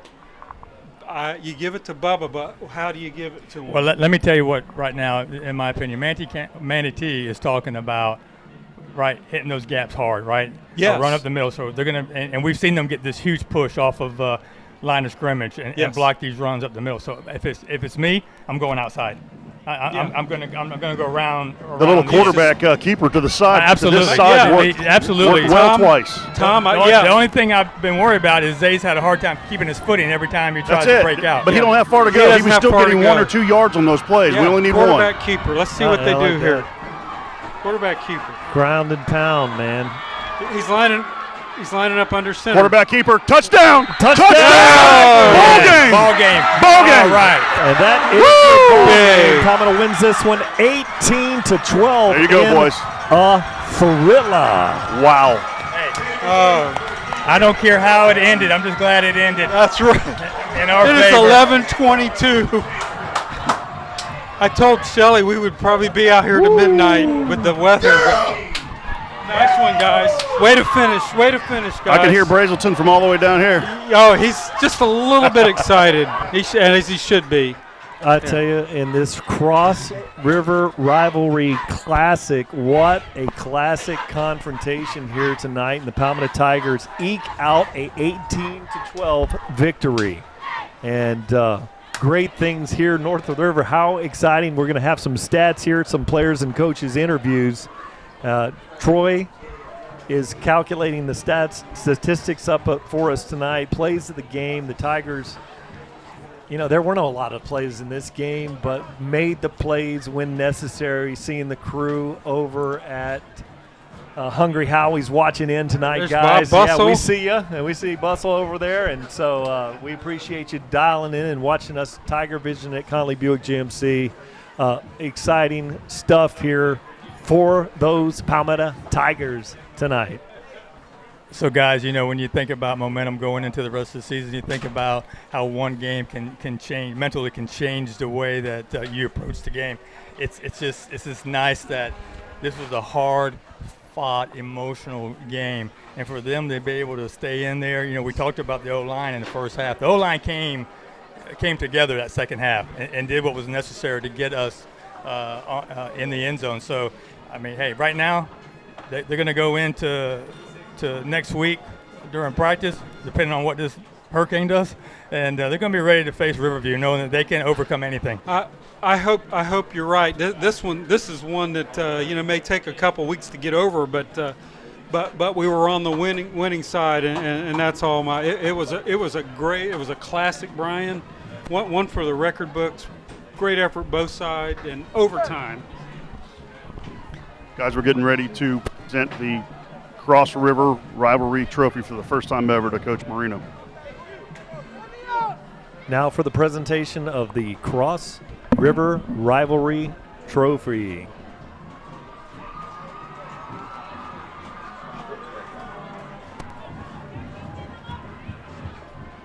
Coach Marino, first ever Cross River Rivalry right here. Coach is doing his customary salute to the band before we do this presentation.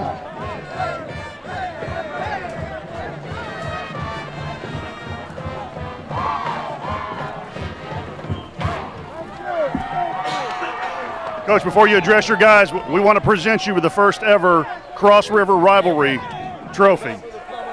Congratulations, Coach. Proud to present these trophies. First crosstown river rivalry. Eyes up. Fantastic job. We are also proud to be first trophy of the Cross River rivalry. It started right here, it was made right here, and it belongs right here.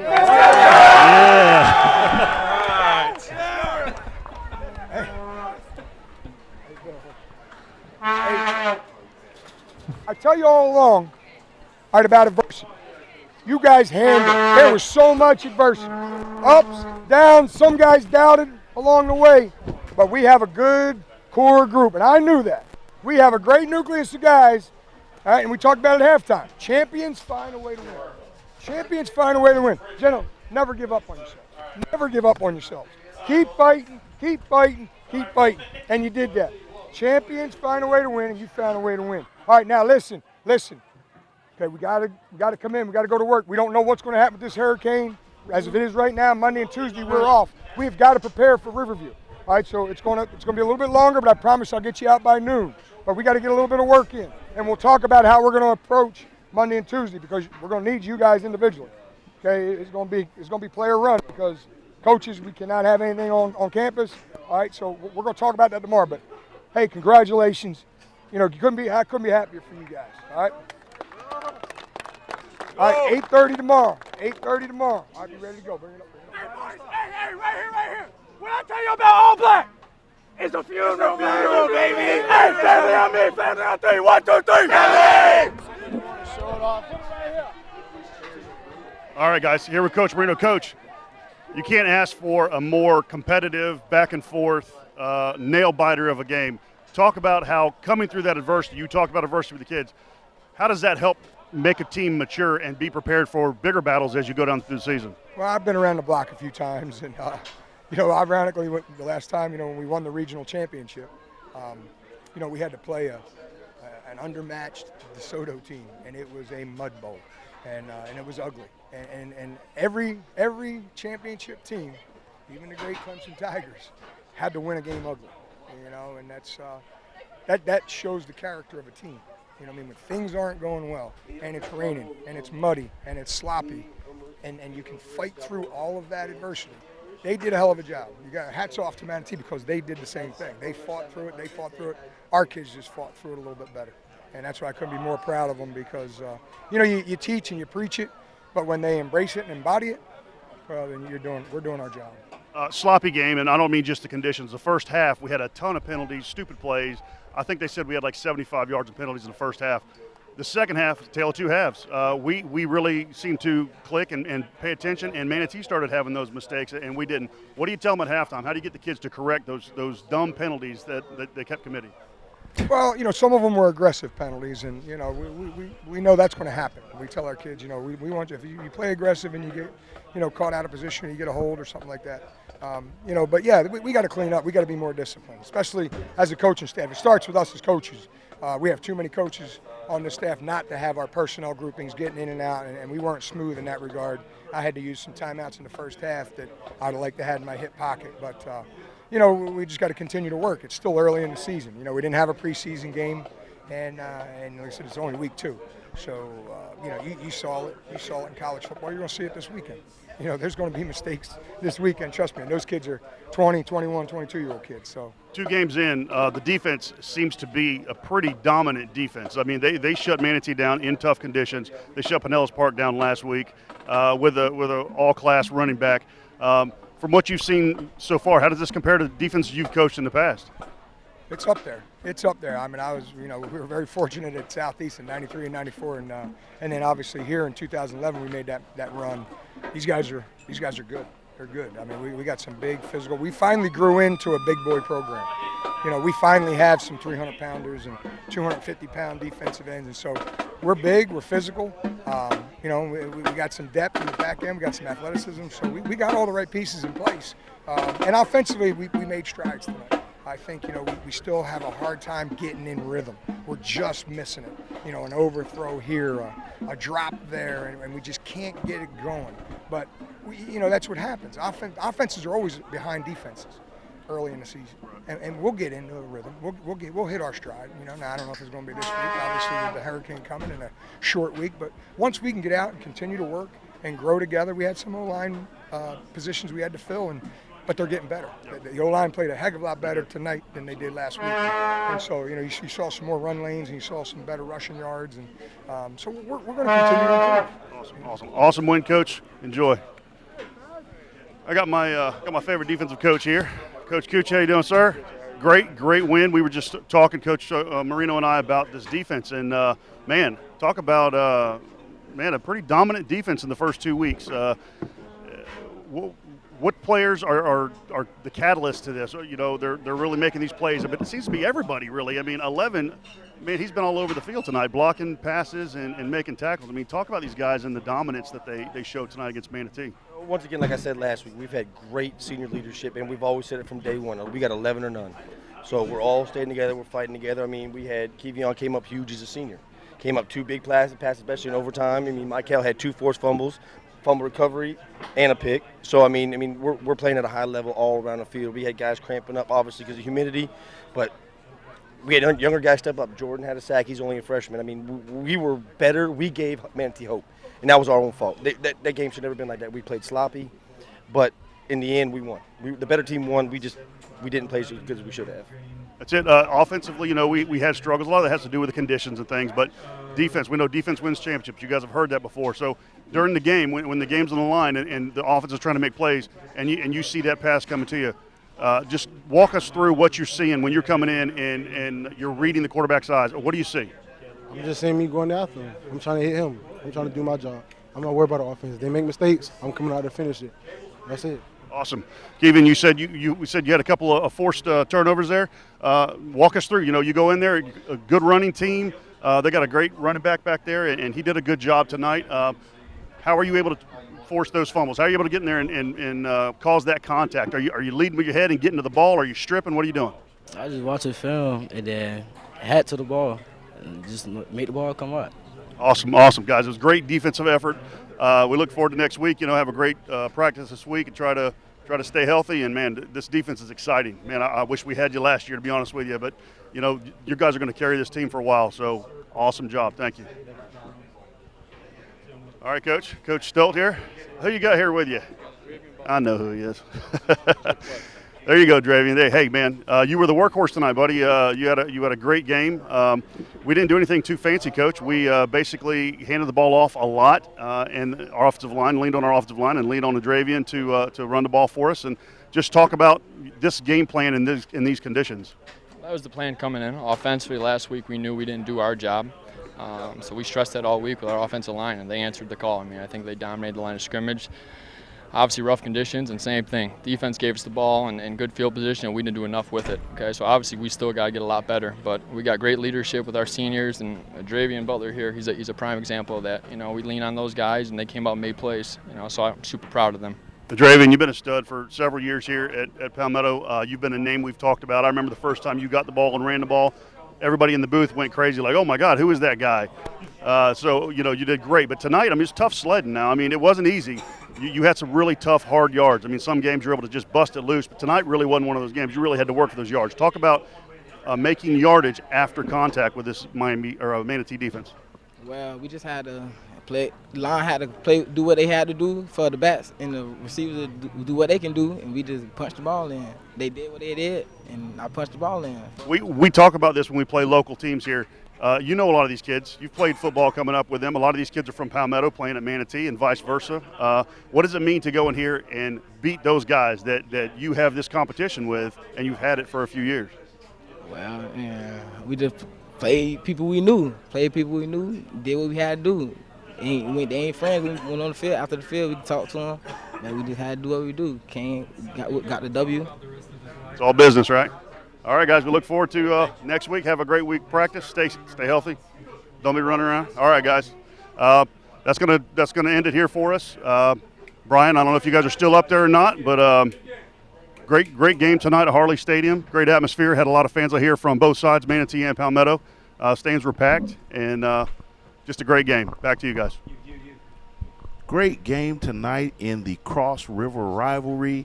The trophy stays north of the river here at Palmetto High School. This is Troy Bellamy with your final game stats here tonight, as we had a pretty pedestrian night in terms of offensive yardage. Xavier Williams had a rough go of it tonight. Of course, the conditions weren't conducive for our passing offense, and he was only 6 for 22, but he hit 2 big passes to a replacement for the injured Kobe Mays in Zorian Z-Man G Gathers. He got an opportunity to play, and he made big plays. And as a matter of fact, he made the Impact Staff Leasing play of the game tonight with a big 60-yard reception that set the Tigers up deep in Hurricane territory, and I believe we got a score out of that at that point. The offense got a chance to really pick up after a rough sledding in the first half. Bubba Butler really came on and gave us a spark and ended up with 10 carries for 56 yards. Sajal Hickson was the workhorse early. He had 11 carries for 43 yards. And in the second half, we were also able to cut back on penalties. In the first half, we had over 75 yards in penalties. And in the second half, we only had 30 yards in penalties. And so when you have an opportunity to stay disciplined and use ground control, as Rick Wells mentioned early in the broadcast, then you have an opportunity to win the ball game. And that's what happened tonight.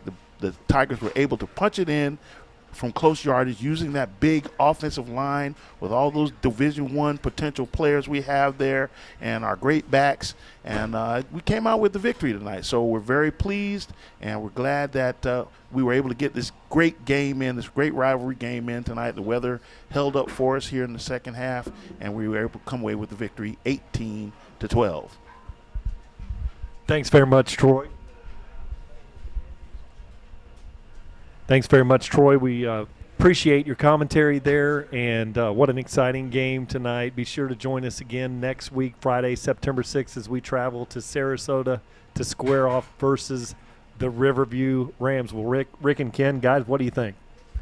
Hey, real quick, I know it's been a long night. I just want to say that, a couple years ago, that this is a game that we may have lost focus and just because of the way that it almost ended, may have lost that game, Kenny. I think this team just showed the character that Coach Moreno talked about. They came back fired up. That was a big stop. If you go back to the tiebreaker, that stop, when they stopped Manatee and that field goal was unsuccessful, they wasted no time, just pushing through that defensive line of the Hurricanes and getting to the end zone. So, hey, I'm pumped up because this is a big game for us. I don't care what the stats say. This is a big game. I don't care how you win it. It's a big game. The only thing that matters is we won the game tonight, and because of that, we move on to Sarasota Riverview undefeated.